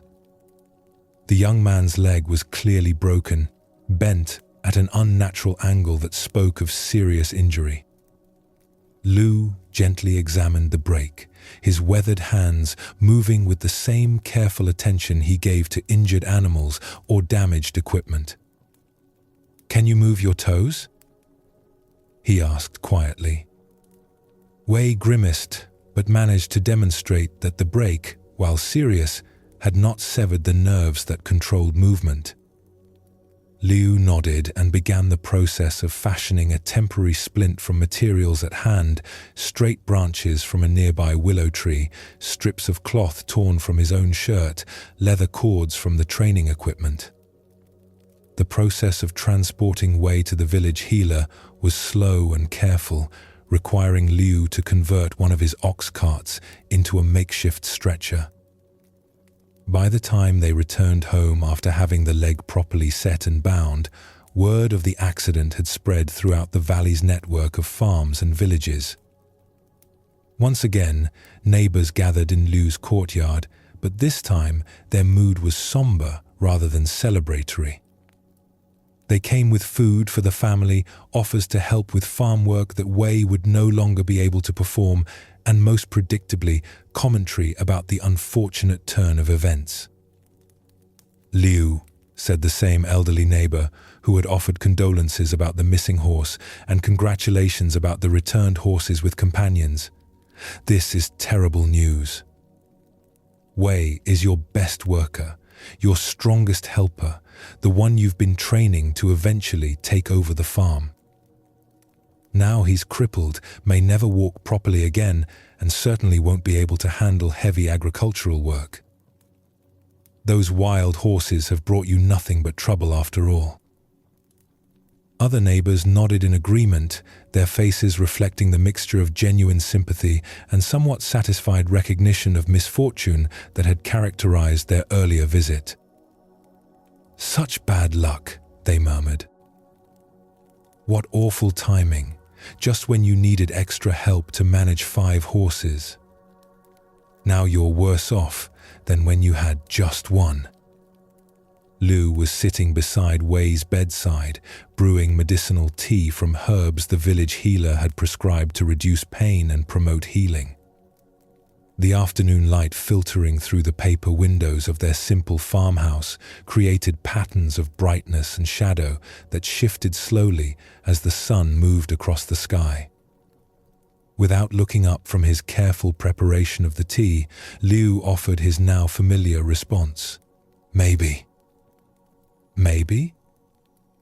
The neighbors' voices carried a note of exasperation that had become familiar over the months of Liu's consistently non-committal reactions to obvious fortune and misfortune. "Your son is badly injured, possibly permanently disabled. Your most important helper is out of action indefinitely. How can this not be clearly bad luck?" Liu finished brewing the tea, tested its temperature carefully, then helped Wei sit up enough to drink the healing liquid.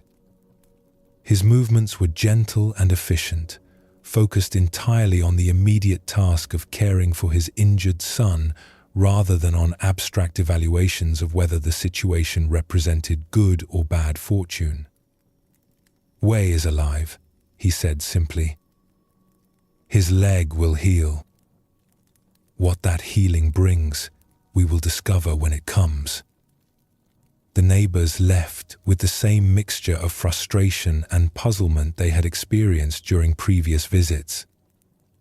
Liu's refusal to categorize events as clearly positive or negative seemed almost perverse to people who lived in a world where broken legs were obviously bad luck and found horses were obviously good fortune.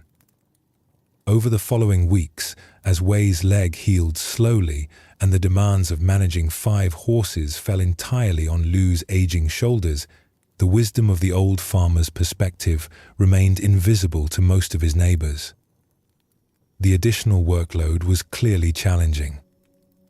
Liu had to rise earlier and work later to accomplish tasks that had been shared between father and son. The complexity of managing multiple horses required constant attention and physical effort that would have been difficult even for a younger man. But Liu approached these challenges with the same steady presence he brought to all farm work. He modified his routines to accommodate his son's temporary disability. He simplified some operations and postponed others. He focused on essential tasks and let less critical activities wait for better times. His approach was pragmatic rather than dramatic, adaptive rather than resistant. 2 months after Wei's accident, when the young man was just beginning to walk again with the aid of wooden crutches but still could not perform heavy labor, a development occurred that completely transformed their neighbors' understanding of the entire sequence of events. War broke out between 2 rival provinces whose conflict had been building for years over disputed territory and trading rights.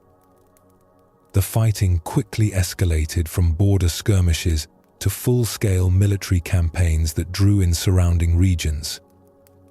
Military conscription officers began traveling from village to village, collecting able-bodied young men to serve as soldiers in armies that everyone knew would suffer terrible casualties. The conscription was not voluntary. Every healthy male between the ages of 16 and 30 was required to report for military service. Families pleaded, offered bribes, sought exemptions, but the military officials were under strict orders to meet recruitment quotas regardless of individual circumstances. When the conscription officers arrived in Liu's valley, they went systematically from farm to farm, examining young men and determining their fitness for military service. They took the strong sons of Liu's neighbors, healthy young farmers who could march long distances, carry heavy equipment, and fight effectively in the brutal hand-to-hand combat that characterized warfare of their era. When they arrived at Liu's farm, they found Wei sitting in the courtyard, still weak from his recent injury, his leg visibly damaged and his ability to walk clearly compromised. The officers examined him briefly, determined that he would be a liability rather than an asset in military operations, and marked him as unfit for service. That evening, as the sound of weeping could be heard from households throughout the valley where young men had been taken from their families, possibly forever, the same neighbors who had repeatedly judged Liu's fortune came to his farm once more. But this time their mood was different. "Liu," the elderly neighbor said, his voice filled with a new kind of recognition, "Wei's injury has saved his life. If he hadn't been hurt by that wild horse, he would have been taken for the war like all the other young men. The horses that seemed like such good luck brought the accident that seemed like such bad luck, which now appears to have been the greatest good luck of all." Liu was in his vegetable garden, harvesting radishes by the light of a full moon that made the work possible even after sunset. His movements were unhurried and methodical, each radish cleaned of soil and placed carefully in a woven basket that would be carried to the root cellar for winter storage. He straightened slowly, looked at his neighbors gathered in the moonlight, then returned to his harvesting. "Maybe," he said. This time, the neighbors didn't argue. They stood quietly in the peaceful evening air, finally beginning to understand something about the nature of fortune and misfortune that Liu had been demonstrating all along. Events that appeared clearly positive or negative from one perspective might look entirely different from another. Circumstances that seemed definitely advantageous or disadvantageous in the short term might prove to be exactly the opposite over longer periods of time. Liu's story teaches us something profound about the anxious mind's relationship to uncertainty and the future. Most anxiety comes from trying to determine in advance whether current circumstances will lead to positive or negative outcomes. We worry about changes at work, wondering if they'll help or hurt our careers. We analyze relationship developments, trying to predict whether they'll bring happiness or heartbreak. We lose sleep over financial decisions, health concerns, family situations, all because we're trying to know the unknowable. But Liu demonstrates a different way of relating to life's inherent uncertainty. His persistent maybe wasn't indifference or denial. It was recognition that the story is always still unfolding, that current events rarely have the meaning they initially appear to have, that what looks like disaster might be redirection, and what seems like fortune might be complication. This doesn't mean becoming passive or failing to make practical decisions. Liu continued farming, caring for his animals, tending his son's injury, adapting to changing circumstances. But he held all these activities lightly, without the mental weight that comes from needing to know exactly how everything will turn out. The anxious mind wants certainty about the future, because certainty feels like safety. If I can predict what will happen, the reasoning goes, I can prepare for it properly and avoid being hurt or surprised. But this approach creates its own form of suffering, because life simply doesn't offer the kind of predictability that anxiety demands.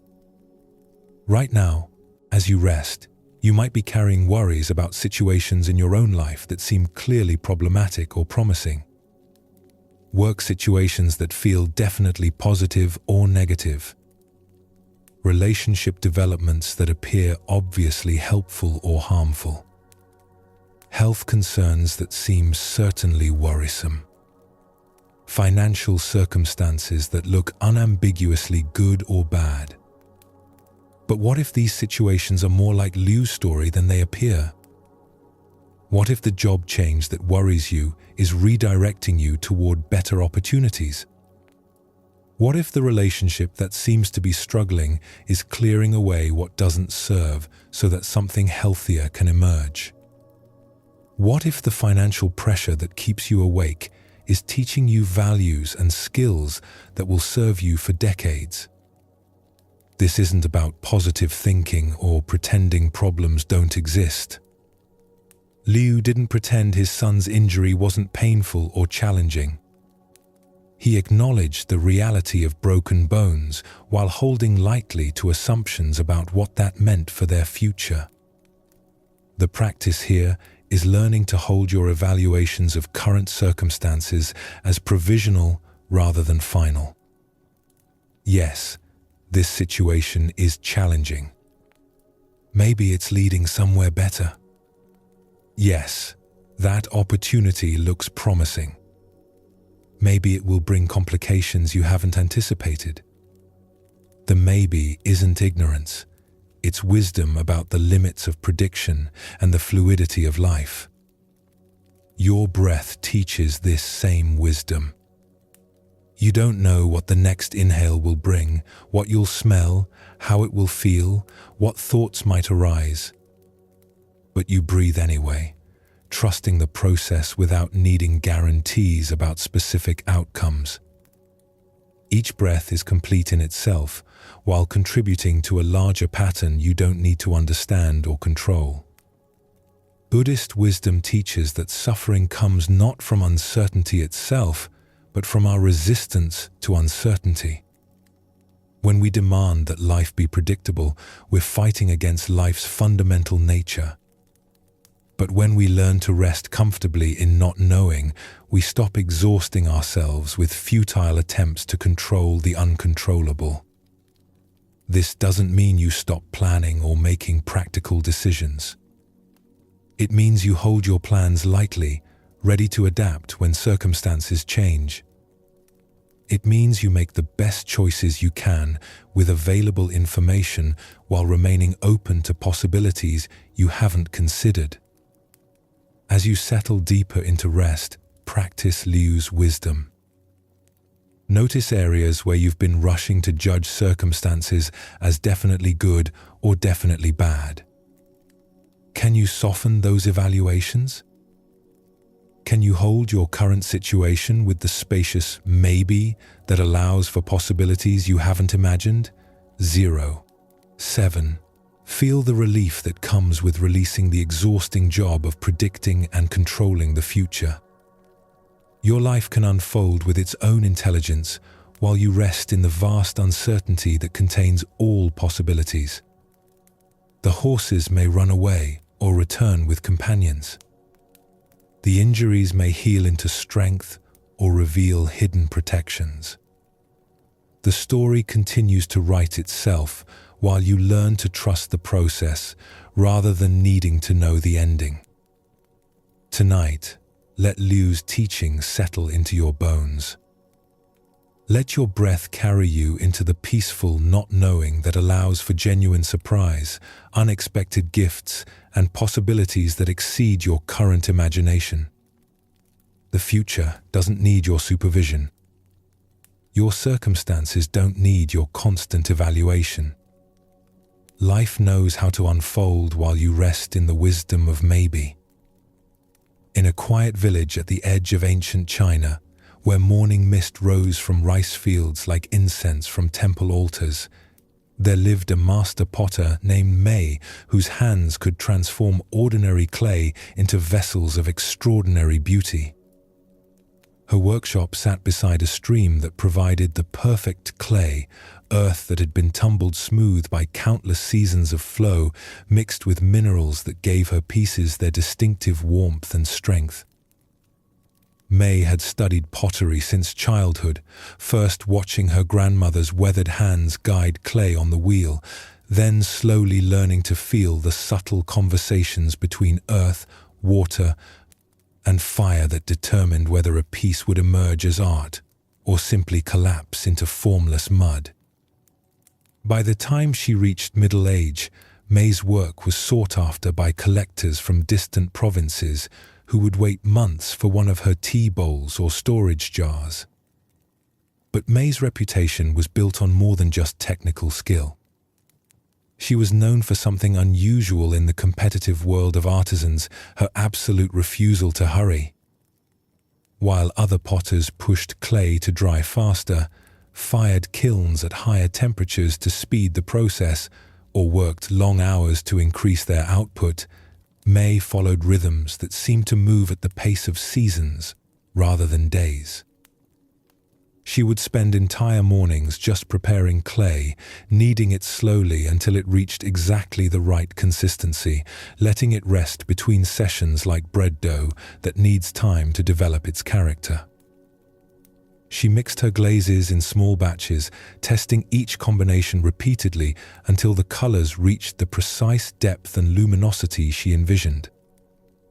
Most remarkably, she would sometimes abandon pieces part-way through completion if they weren't developing according to their own natural inclination. This approach drove her apprentices to distraction.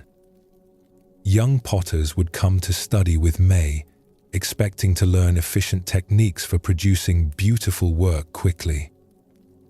Instead, they found themselves spending weeks learning to recognize when clay was truly ready to be worked, when a piece wanted to be taller or wider than originally planned, when the firing temperature was perfect for that particular day's humidity and wind conditions.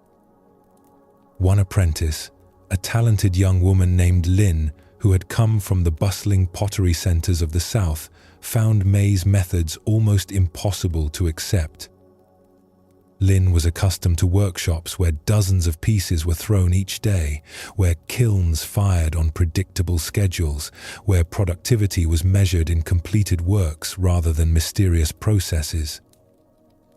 "Master Mei," Lin said one afternoon as they sat beside the stream where Mei was aging clay that wouldn't be ready to use for another month, "I don't understand your methods. Back home, a potter of your skill could produce 5 times as many pieces.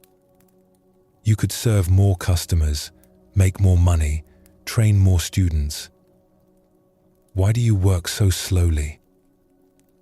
Mei was watching the water flow over stones that had been polished smooth by years of patient current. Her hands, permanently stained with clay and glazes, rested quietly in her lap.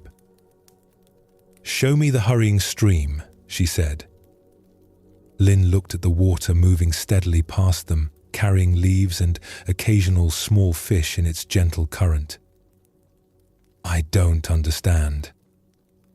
The stream isn't hurrying. It's just flowing." "Exactly," Mei nodded.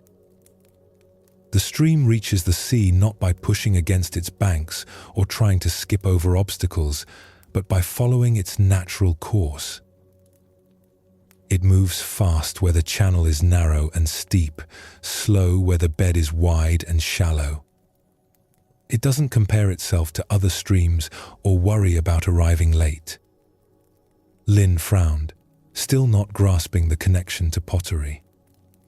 "But we're not streams, Master. We have deadlines, customers waiting, bills to pay.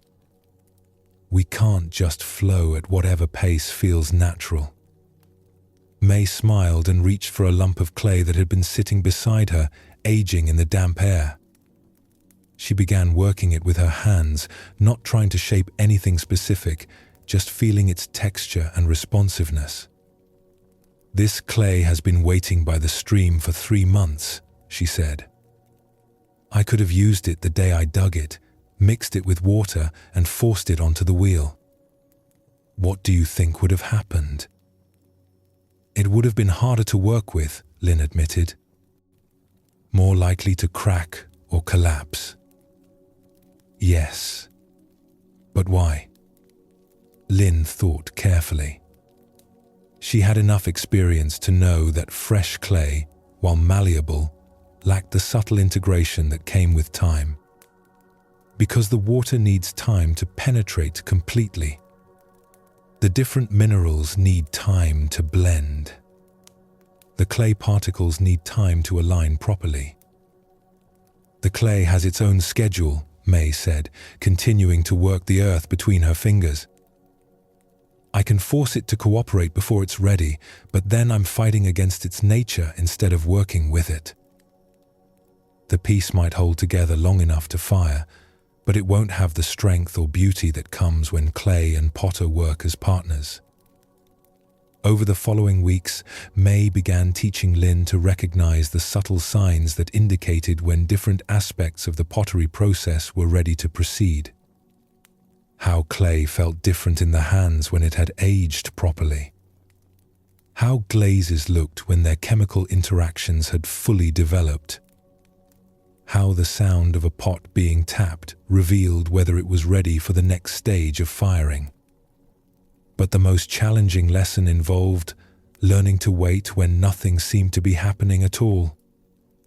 One morning, Lynn arrived at the workshop to find May sitting quietly beside the kiln, which had been loaded with finished pieces the night before but hadn't yet been lit. "Master," Lynn said with barely concealed impatience, "the kiln is ready. The weather is perfect for firing. Why aren't we starting?"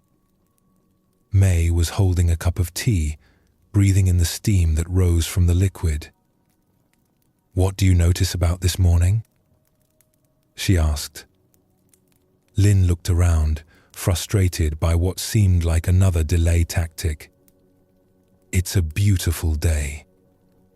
Clear skies, no wind to interfere with the kiln temperature. Ideal conditions for firing." "Yes," May agreed. "And yesterday?" "Yesterday was. Well, yesterday was also nice. And the day before that." Lynn's voice carried an edge of accusation. "Master, we've had perfect firing weather for a week, but you keep finding reasons to wait." May set down her tea and walked to the kiln, placing her hand on its clay walls. "Feel this," she said. Lynn touched the kiln and immediately understood. Despite the beautiful weather, the clay walls held a subtle dampness from the previous week's humidity. "It's still wet inside," she said with surprise. "The kiln has its own readiness," May explained. "I could force it to fire now, build a hotter fire to burn off the moisture quickly. But then the heating would be uneven. The pieces inside might crack from thermal shock. Better to wait until the kiln itself is ready to partner with us." This became Lynn's most difficult lesson, learning to work with timing that couldn't be controlled or predicted.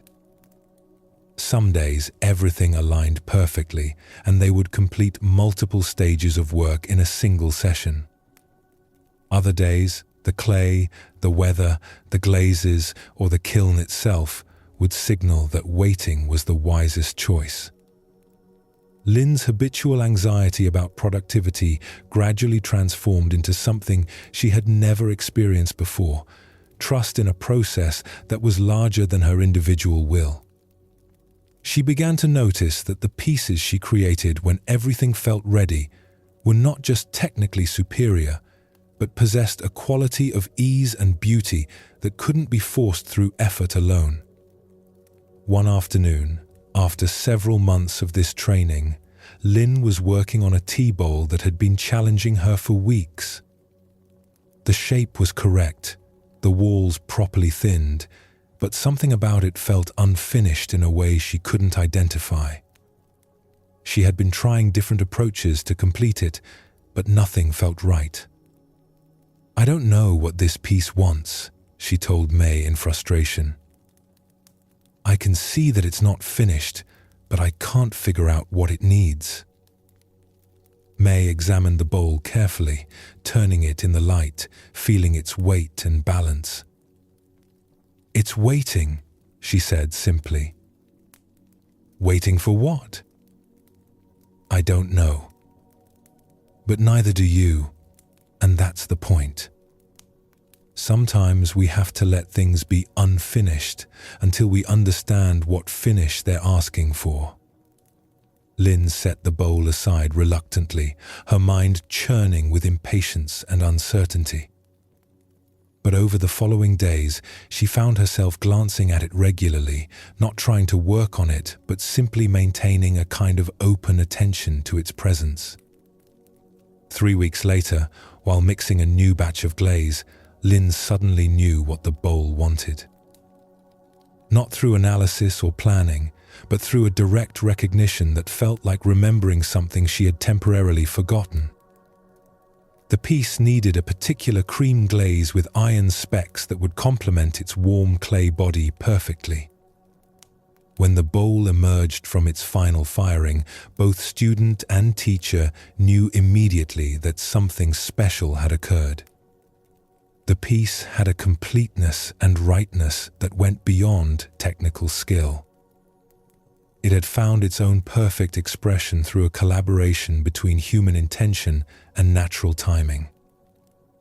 This experience taught Lynn something about anxiety and patience that changed not just her pottery, but her entire approach to living.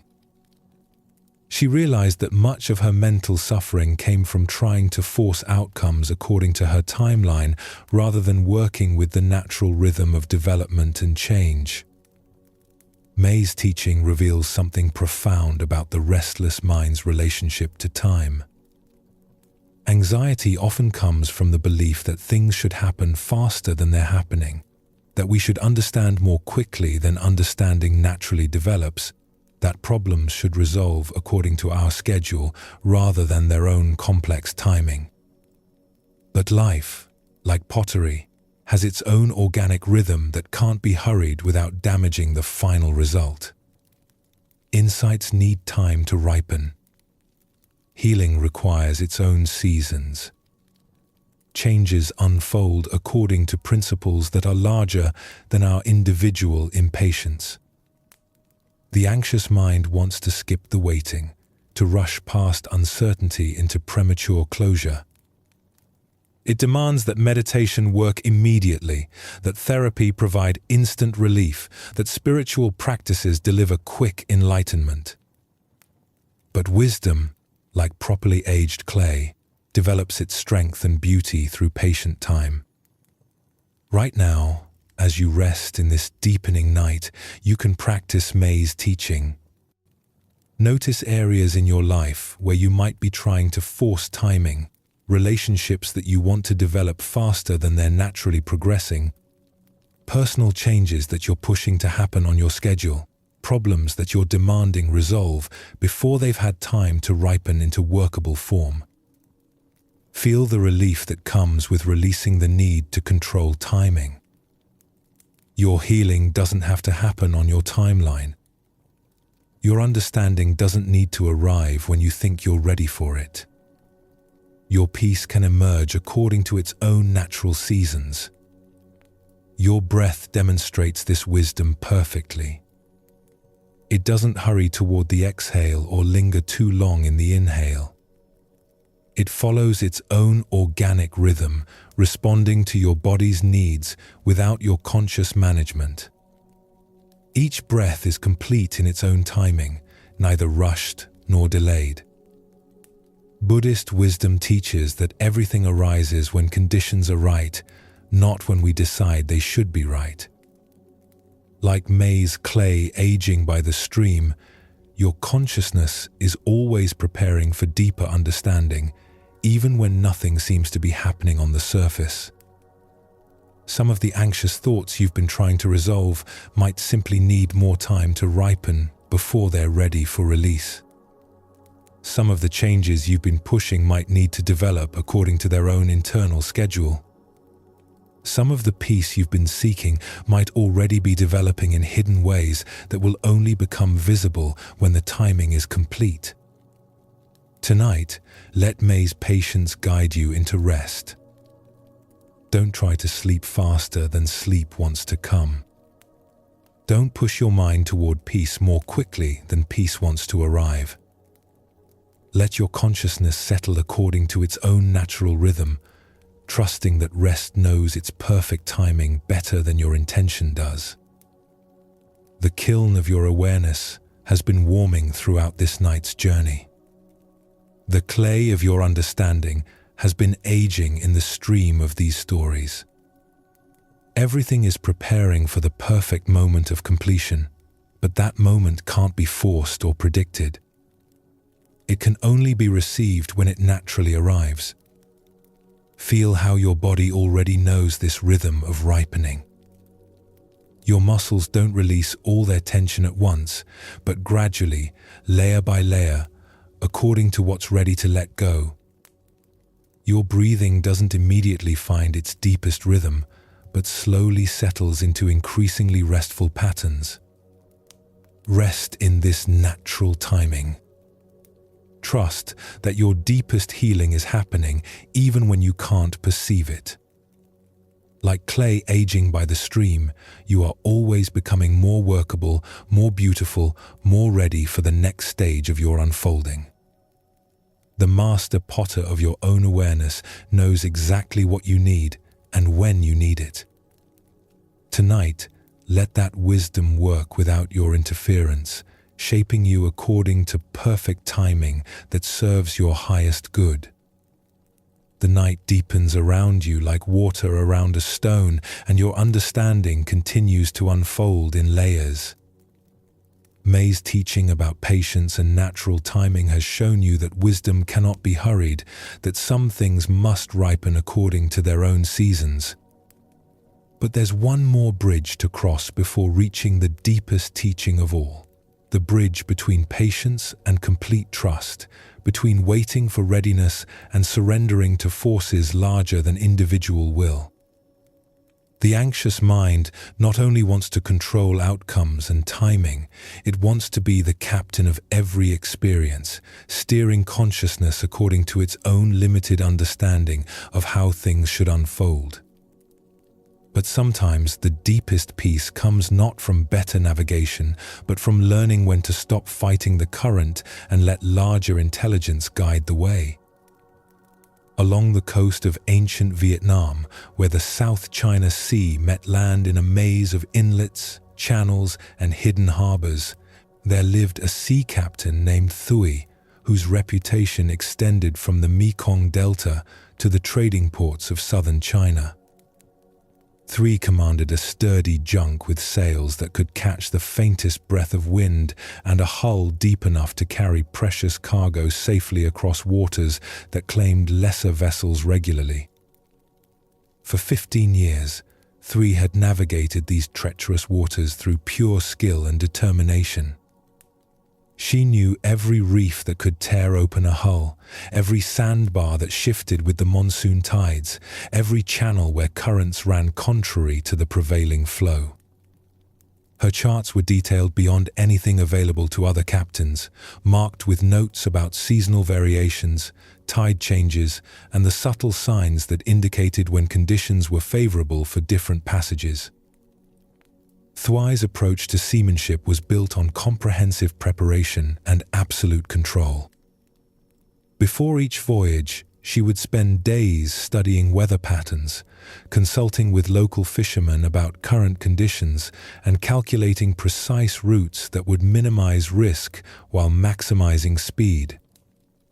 Once at sea, she commanded her crew with exacting precision, adjusting sails by degrees, changing course at the first sign of unfavorable conditions, fighting against any force that threatened to push her vessel off its planned trajectory. This method had served her well for many years. Thui's cargo always arrived on schedule and undamaged. Her crew respected her expertise and trusted her judgment completely.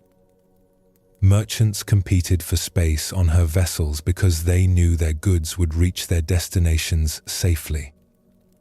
But as Thui entered her 40th year, something began to change in her relationship with the sea that she had spent her life trying to master. The familiar waters started to feel different, more unpredictable, as if currents she had mapped carefully were shifting according to patterns she couldn't decipher. During one voyage that should have been routine, a simple run from the port at Hoi An to the trading center at Saigon with a cargo of silk and ceramics, Thui encountered conditions unlike anything in her extensive experience. The wind died completely just after dawn, leaving her vessel becalmed in waters that should have been flowing with favorable current.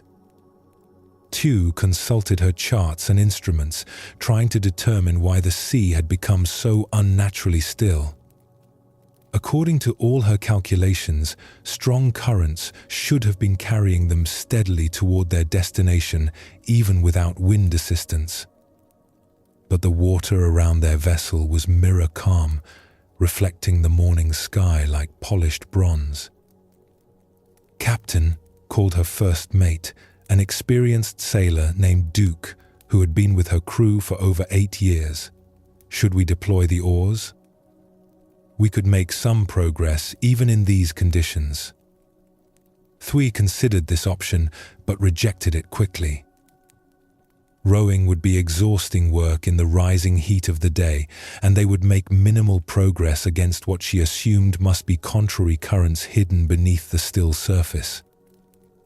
No, she decided. We'll wait for the wind to return. This calm won't last long. But the calm did last. Hours passed with no breath of wind and no movement of current. The sun climbed higher, turning the deck into a furnace that made any physical exertion nearly unbearable. Thui paced restlessly, checking her instruments repeatedly, scanning the horizon for signs of changing weather. By midday, her frustration had transformed into something approaching panic. They were already behind schedule, burning through their water supplies while making no progress toward their destination. The cargo in their hold included perishable goods that would spoil if the voyage took too much longer. Her reputation for reliable delivery was at stake. "We'll use the oars after all," Thui announced to her crew. "Half shifts to prevent exhaustion. We'll row until the wind returns." The crew complied without complaint, but their efforts proved futile. Despite their best attempts, the vessel barely moved. It was as if the sea itself was holding them in place, refusing to allow progress in any direction. The harder they rowed, the more the still water seemed to resist their efforts. By late afternoon, Thui was in a state of desperation that her crew had never witnessed before. She had tried every technique in her considerable arsenal, adjusting their position, changing their heading, deploying different combinations of sail and oar, but nothing worked. They remained trapped in the unnatural calm, as if held by invisible anchors. That evening, as the sun set in spectacular colors that Thui was too agitated to appreciate, an elderly fisherman in a small boat approached their vessel. The old man moved his tiny craft with an ease that seemed impossible given the conditions that had trapped Thui's much larger vessel. "Captain," the fisherman called up to their deck, his weathered face creased with what looked like gentle amusement. "You seem to be having difficulties." Thui's pride bristled at the observation, but her desperation overcame her ego. "The currents have stopped flowing," she called back. "My charts show we should be making good progress in these waters, but we can't move in any direction." The old fisherman smiled and gestured for permission to come aboard. Thui agreed, curious about how his small boat had been able to navigate conditions that had defeated her larger vessel completely. Once on deck, the fisherman introduced himself as Master Nam, though he offered no explanation of what he was master of besides fishing. He examined Thui's charts with interest, but without the reverence that most people showed for her detailed navigation records. "These are very precise," he observed. "You have marked every current, every tide change, every seasonal variation. Very impressive scholarship." "Then you can see why I'm confused," Thui replied, her voice tight with frustration. "According to 15 years of careful observation, we should be making excellent progress through this area. But we're completely stuck." Master Nam nodded thoughtfully, then asked an unexpected question. "When you navigate, do you fight the sea or dance with it?" Thui was puzzled by the question. "I don't understand. I navigate by using skill and knowledge to overcome whatever obstacles the sea presents. I don't dance with anything." "Ah," Master Nam said, as if this explanation had clarified everything. "That's why you're stuck." He walked to the rail and gazed out at the perfectly still water that surrounded them. "The sea is trying to teach you something, but you've been too busy fighting to listen." "The sea doesn't teach," Thui protested. "The sea is just water and current and wind. I've studied it scientifically for years. It follows predictable patterns that can be mapped and understood." Master Nam reached into the small bag he carried and pulled out a handful of flower petals, frangipani blossoms that still held their sweet fragrance despite being separated from their tree. Without explanation, he scattered the petals on the water near their vessel. Thui watched with growing amazement as the petals began to move, not randomly but in a pattern that revealed subtle currents flowing in directions her instruments hadn't detected. The water that had appeared completely still was actually moving in complex spirals and eddies, creating a kind of liquid maze that her vessel had been too large and rigid to navigate. "The current isn't gone," Master Nam explained quietly. "It's dancing. But you've been trying to march through a waltz." Over the next hour, as twilight deepened into night, Master Nam taught Thui to read signs she had never learned to see. The way starlight reflected differently off water, moving in various directions. The subtle sounds that indicated hidden currents. The almost imperceptible movement of floating debris that revealed the sea's true patterns. Most importantly, he taught her to feel the sea's movement through the vessel itself instead of trying to impose her own course against its natural flow. "Stop fighting," he said simply as Thui stood at her ship's wheel. "Feel where the water wants to take you. Then use your sail and rudder not to overpower its movement, but to dance with it."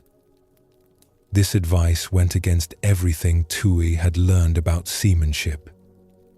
Her entire approach was built on using superior knowledge and technique to overcome natural forces. The idea of surrendering control to currents she couldn't fully predict felt like professional suicide. But their situation was already desperate, and conventional methods had failed completely. With deep reluctance, Thui began experimenting with Master Nam's approach. Instead of fighting to maintain her planned course, she allowed the vessel to drift with whatever current they encountered, using small adjustments of sail and rudder to guide rather than force their direction. At first, the movement felt random and terrifying. They seemed to be traveling in circles, following currents that led away from their intended destination. But gradually, a larger pattern began to emerge. The seemingly chaotic currents were actually part of a complex but coherent flow that was carrying them toward their destination through a route that no chart had ever mapped. By cooperating with these hidden movements instead of fighting them, they began making faster progress than Tui had achieved through years of careful route planning. By dawn, they were within sight of Saigon's harbor, having traveled through the night more smoothly than on any voyage in Tui's experience. The cargo was undamaged, the crew was rested rather than exhausted, and they had actually arrived ahead of their original schedule. "How did you know?" Tui asked Master Nam as they prepared to part company. "How did you understand the currents when my instruments detected nothing?" The old fisherman smiled and gestured toward his small, simple boat. "I stopped trying to conquer the sea many years ago," he said. "When you fight the water, it fights back. When you listen to it, it shares its secrets." Over the following months, Thui gradually transformed her entire approach to navigation.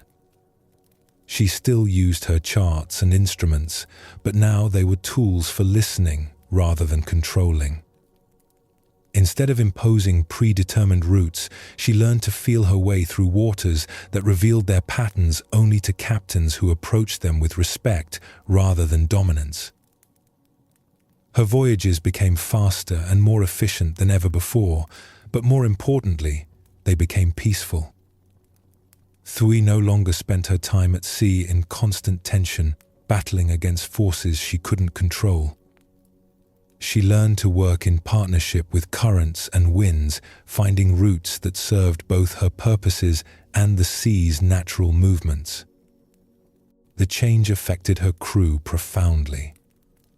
Sailors who had once worked in rigid discipline now moved with fluid responsiveness, adjusting to conditions as they arose rather than following predetermined procedures. The vessel itself seemed to move differently, gliding through waters that had once offered resistance. Thui's story reveals something crucial about the anxious mind's relationship to control and surrender. Like her original approach to navigation, anxiety often comes from trying to force life to follow our predetermined route instead of learning to work with the currents that are actually flowing. The anxious mind creates detailed charts of how things should unfold, then fights against any deviation from the planned course. It exhausts itself trying to overcome forces that might actually be carrying it toward better destinations than originally imagined. It mistakes surrender for failure, not recognizing that cooperation with larger intelligence often leads to outcomes superior to anything individual control could achieve. Master Nam's teaching about dancing with the sea instead of fighting it points toward one of Buddhism's deepest insights, that peace comes not from imposing our will on experience, but from learning to move harmoniously with forces that are much larger and wiser than our individual understanding. This doesn't mean becoming passive or abandoning all intention. Thui still had destinations to reach and cargo to deliver safely. But she learned to achieve these goals by working with natural flows rather than against them, by listening to what was actually happening rather than insisting that conditions conform to her expectations. Right now, as you rest in this deepening night, you can practice Tui's hard-won wisdom. Notice areas of your life where you might be fighting currents instead of learning to dance with them. Relationships that aren't developing according to your timeline. Career changes that seem to be taking unexpected directions. Personal healing that's following patterns you didn't anticipate. What would it feel like to stop fighting these flows and begin listening to what they might be trying to teach you? What if the detours and delays you've been resisting are actually currents carrying you toward destinations better than anything you originally planned? Your breath demonstrates this wisdom naturally. It doesn't fight against your body's rhythms or demand that oxygen behave according to your preferences. It works in perfect partnership with forces you don't consciously control: your heartbeat, your circulation, your cellular metabolism. Each breath is an act of trust in intelligence that operates beyond your individual will. Buddhist wisdom teaches that life itself is like Master Nam's sea, flowing according to patterns that are too complex for individual minds to fully comprehend, but infinitely wise when approached with respect and openness. The anxiety that keeps you awake often comes from trying to force these patterns to match your limited understanding instead of learning to move gracefully with their natural flow. Tonight, let Tui's surrender guide you toward deeper rest. Stop fighting with your thoughts, demanding that they follow predetermined patterns toward sleep. Instead, learn to feel the natural currents of consciousness as it prepares to let go into dreams. Some nights, sleep comes quickly and directly. Other nights, it approaches through circuitous routes that your conscious mind doesn't understand. Both patterns can carry you safely to rest if you learn to work with them instead of against them. Feel how your body already knows this dance of surrender. Your muscles don't force themselves to relax, they simply stop holding tension when it's no longer needed. Your heartbeat doesn't struggle to slow down, it naturally adjusts to your decreasing activity. Your entire nervous system knows how to shift from active engagement to restorative rest without your conscious management.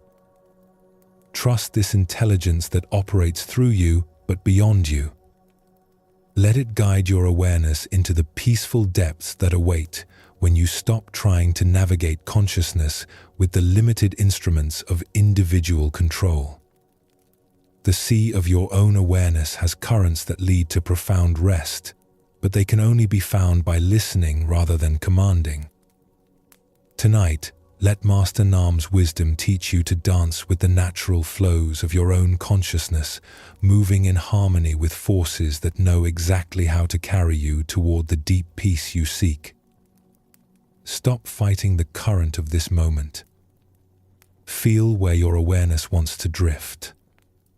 Use the gentle adjustments of attention not to force a particular direction, but to dance gracefully with whatever movements arise. In this surrender, you'll find something far better than the sleep you are trying to control. You'll discover the vast ocean of rest that appears when you finally stop fighting the tide and let larger wisdom carry you home. The deepest hour of night surrounds you now, and your journey through these ancient teachings has been working on levels far below conscious thought. Your breathing has found its most natural rhythm, slow and effortless as mountain streams flowing toward the sea. The tensions you carried when this began have melted like snow in spring sunlight. Your mind has learned to rest in spaces it once filled with endless activity. You've traveled with Chen from marketplace anxiety to mountain peace, discovering that the breath is always available as an anchor in stormy thoughts. You've walked with the monks who showed how to set down burdens that exist only in memory and imagination. You've sat with Wei in his cluttered study and learned how spaciousness itself can heal an overwhelmed consciousness. You've stood with Liu in his fields, watching fortune and misfortune reveal themselves as movements in a story too large for immediate judgment. Now comes the final teaching, one that shows how all these insights flow together into a silence so profound that it transforms not just your sleep, but your understanding of what consciousness itself can become when it stops grasping for anything at all. In the remote mountains of ancient Korea, accessible only by paths that wound through forests of cedar and pine, where morning mist gathered like prayers made visible, there stood a Zen temple known throughout the region, not for the complexity of its teachings, but for their complete absence. The temple was small and simple, built of weathered wood that had been polished silver by countless seasons. Its gardens were spare but perfect, a few carefully placed stones, a single ancient maple tree, a pool of water so still it reflected sky like a mirror made of liquid light. Master Yunmen was the temple's sole teacher, an elderly man whose presence seemed to contain more silence than most libraries contain words. He had been practicing meditation for over 50 years, but unlike many masters who became known for their eloquent Dharma talks or profound commentaries on sacred texts, Master Yunmen had gradually said less and less as the decades passed, until he barely spoke at all. Students traveled from distant provinces to hear his teachings, carrying with them scrolls of questions they hoped to have answered, koans they wanted explained, spiritual problems they needed help resolving. What they found instead was a small, quiet man with eyes like mountain lakes, deep, clear, and somehow refreshing just to look into. He would sit on a simple cushion in the temple's main hall and breathe. Sometimes for minutes, sometimes for hours. The breathing was not a technique or a demonstration. It was simply what was happening, as natural as wind moving through pine branches or water flowing over stones. This frustrated many visitors, especially those who came seeking urgent answers to pressing spiritual questions. They would arrive with backpacks full of problems and concerns, expecting lectures, discussions, detailed instructions, and clear guidance for their meditation practice. Instead, they encountered silence so complete it seemed to have weight and texture, like a presence rather than an absence. On a crisp autumn morning when the maple tree in the temple garden was dropping leaves the color of fire, a young government official named Park arrived at Master Yunmen's temple. Park was 28 years old and had recently been appointed to oversee a large district plagued by corruption, poverty, and conflicts between villages that seemed to escalate with each passing month. Park had been working 18-hour days for 6 months, trying to untangle webs of bribery and favoritism that had been building for decades. He mediated disputes over water rights, grain distribution, and land boundaries. He investigated reports of officials stealing from public funds. He attempted to establish fair taxation systems in communities where the wealthy had been evading payments for years, while the poor shouldered impossible burdens. The weight of responsibility was crushing him in ways he hadn't anticipated when he'd eagerly accepted the appointment. Every decision he made seemed to create 3 new problems. Every corruption he exposed revealed 2 more layers of systematic dishonesty. Every dispute he resolved was replaced by fresh conflicts that seemed even more complex and intractable.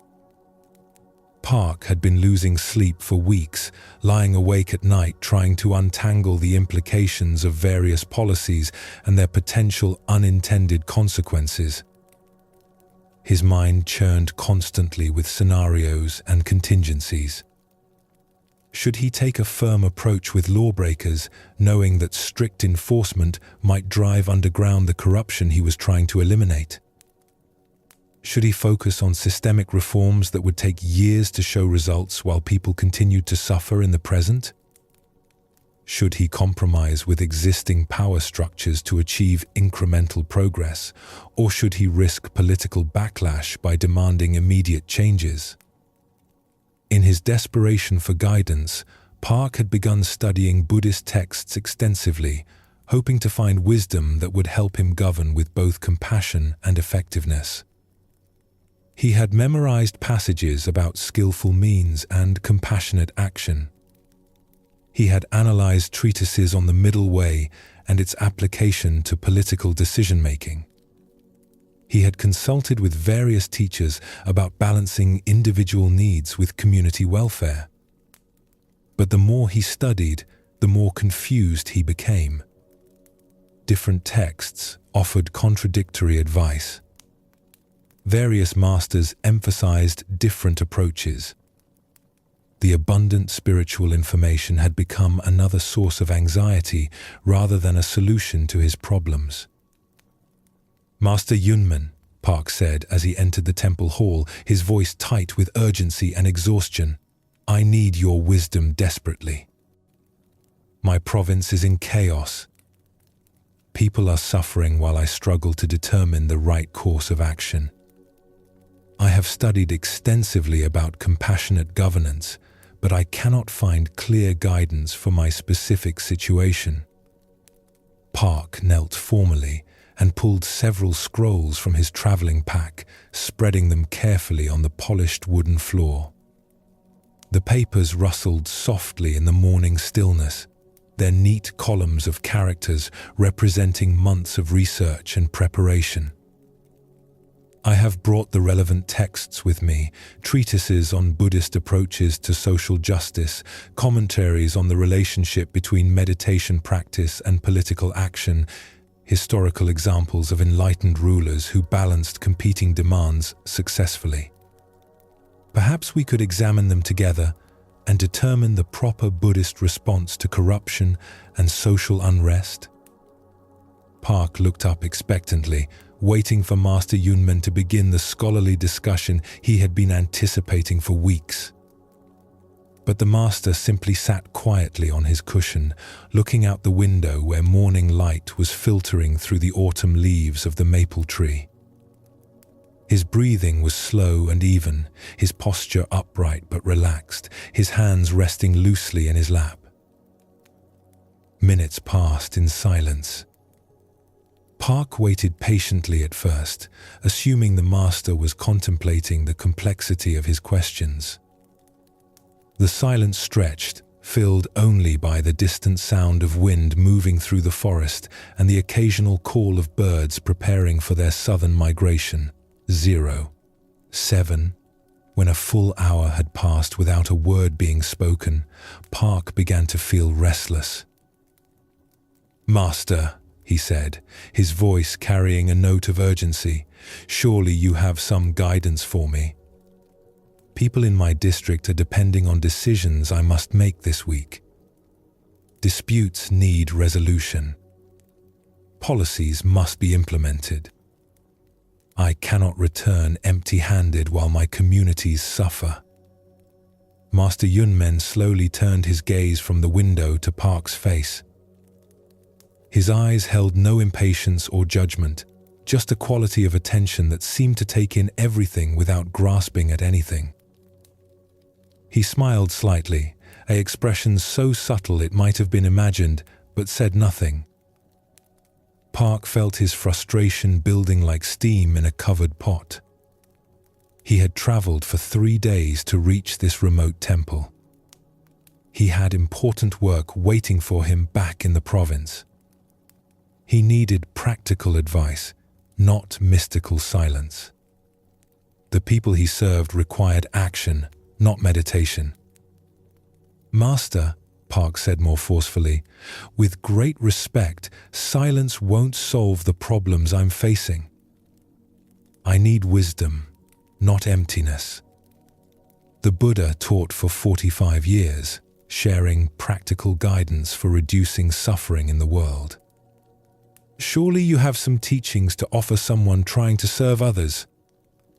Master Yunmen reached slowly for a clay pot that sat beside his cushion and poured tea into 2 simple cups. The liquid was pale green and fragrant with mountain herbs and flowers.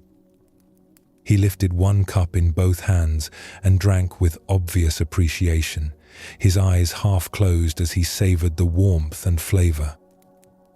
Then he offered the second cup to Park. Park accepted the tea reluctantly, his mind still churning with questions and frustration.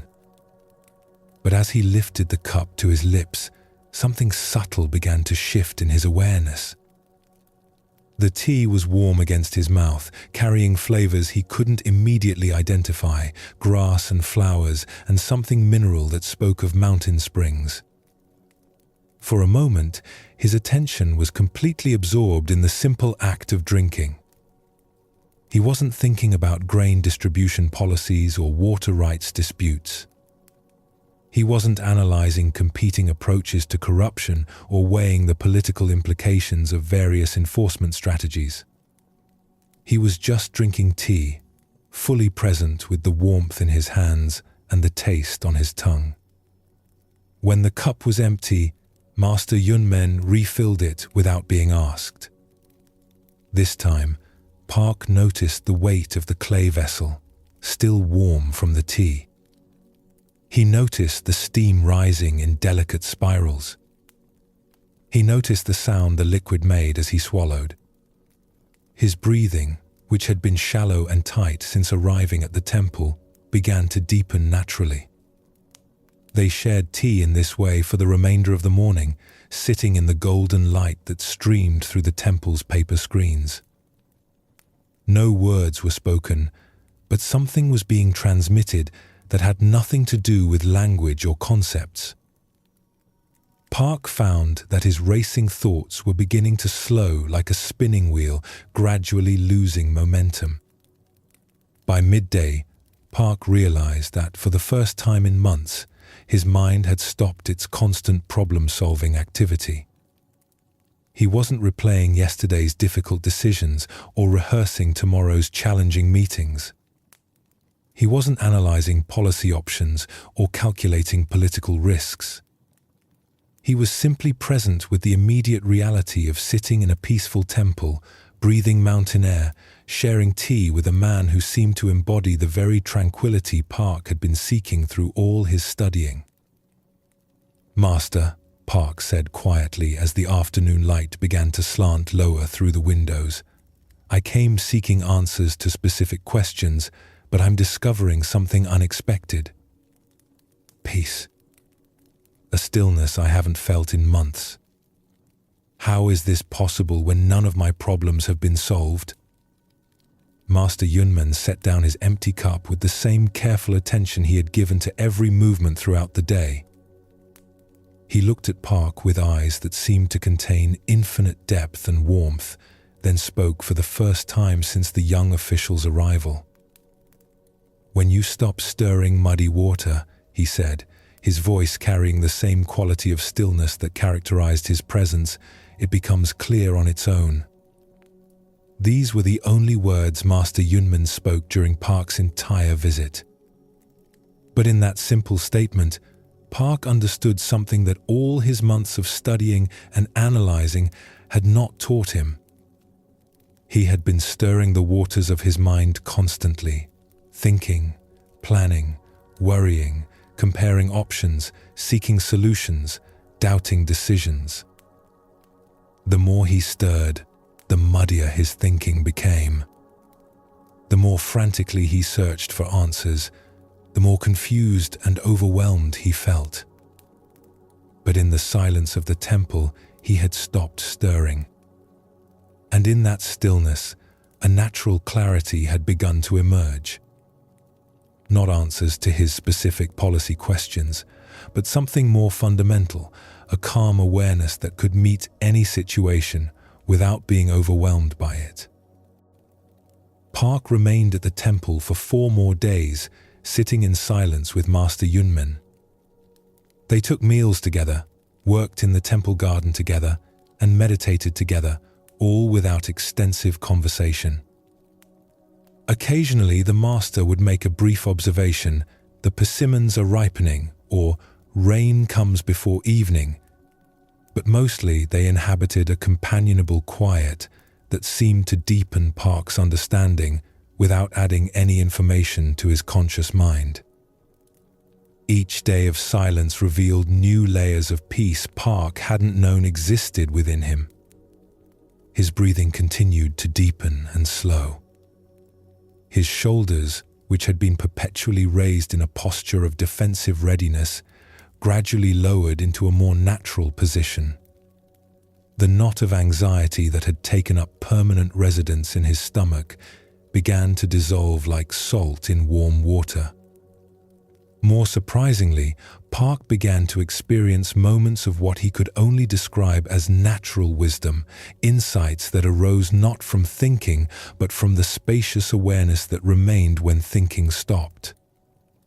Sitting quietly in the temple garden, watching leaves fall from the ancient maple tree, he would suddenly understand something about balancing competing demands or approaching conflicts with both firmness and compassion. These insights didn't come as thoughts or ideas, but as a kind of direct knowing that felt more reliable than any conclusion he had reached through analysis. When he tried to grasp them with his intellectual mind, they would slip away like water through cupped hands. But when he simply rested in the awareness from which they arose, they remained available as a source of guidance that needed no external validation. When Park finally prepared to return to his duties, he felt fundamentally changed. Not because he had received detailed instructions for handling corruption or specific strategies for resolving conflicts, but because he had discovered the still place within himself from which wise action could arise naturally. Back in his province, Park's approach to leadership was transformed completely. Instead of frantically consulting texts and seeking advice when difficult situations arose, he would first reconnect with the inner stillness he had found in Master Yunmen's presence. From that calm center, appropriate responses would emerge without strain or uncertainty. When village disputes required his attention, instead of immediately imposing solutions based on legal precedents or administrative policies, he would listen deeply to all parties until the underlying issues became clear. Often, he would find that conflicts which appeared complex and intractable were actually simple misunderstandings that dissolved when people felt truly heard. When corruption was discovered, instead of reacting with anger or implementing complicated enforcement mechanisms, he would respond with the kind of firm compassion that emerged from his centered awareness. His actions were decisive, but not harsh, corrective, but not punitive. Park's district gradually became known throughout the region for its unusual harmony and effective governance. Not because he had developed revolutionary new policies or implemented sophisticated administrative systems, but because he had learned to make decisions from stillness rather than anxiety, from wisdom rather than worry.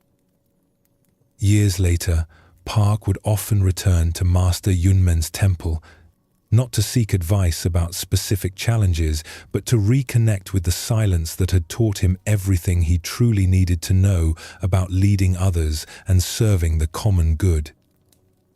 The story of Master Yunmen and Park reveals the deepest secret about anxiety and the restless mind. All the analysis, all the seeking, all the mental effort we invest in trying to solve our problems often prevents the very clarity we're looking for from emerging naturally. Like muddy water that becomes clear when we stop stirring it, consciousness reveals its natural wisdom when it's allowed to settle into stillness.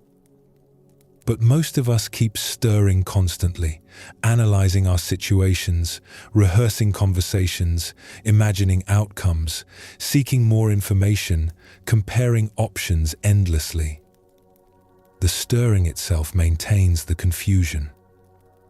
Master Yunmen's teaching was not silence for its own sake, but an invitation to discover what emerges when the mind stops its constant activity. In that stillness, Park found something more valuable than any specific answer to his governmental problems. He found the source of wisdom itself, the clear awareness that can meet any situation with appropriate response. This is what you've been discovering throughout tonight's journey through these ancient stories. Each teaching has been pointing toward the same fundamental truth. Peace doesn't come from solving all your problems or understanding everything perfectly.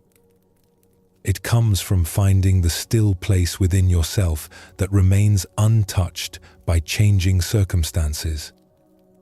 Chen learned that this stillness could be accessed through conscious breathing.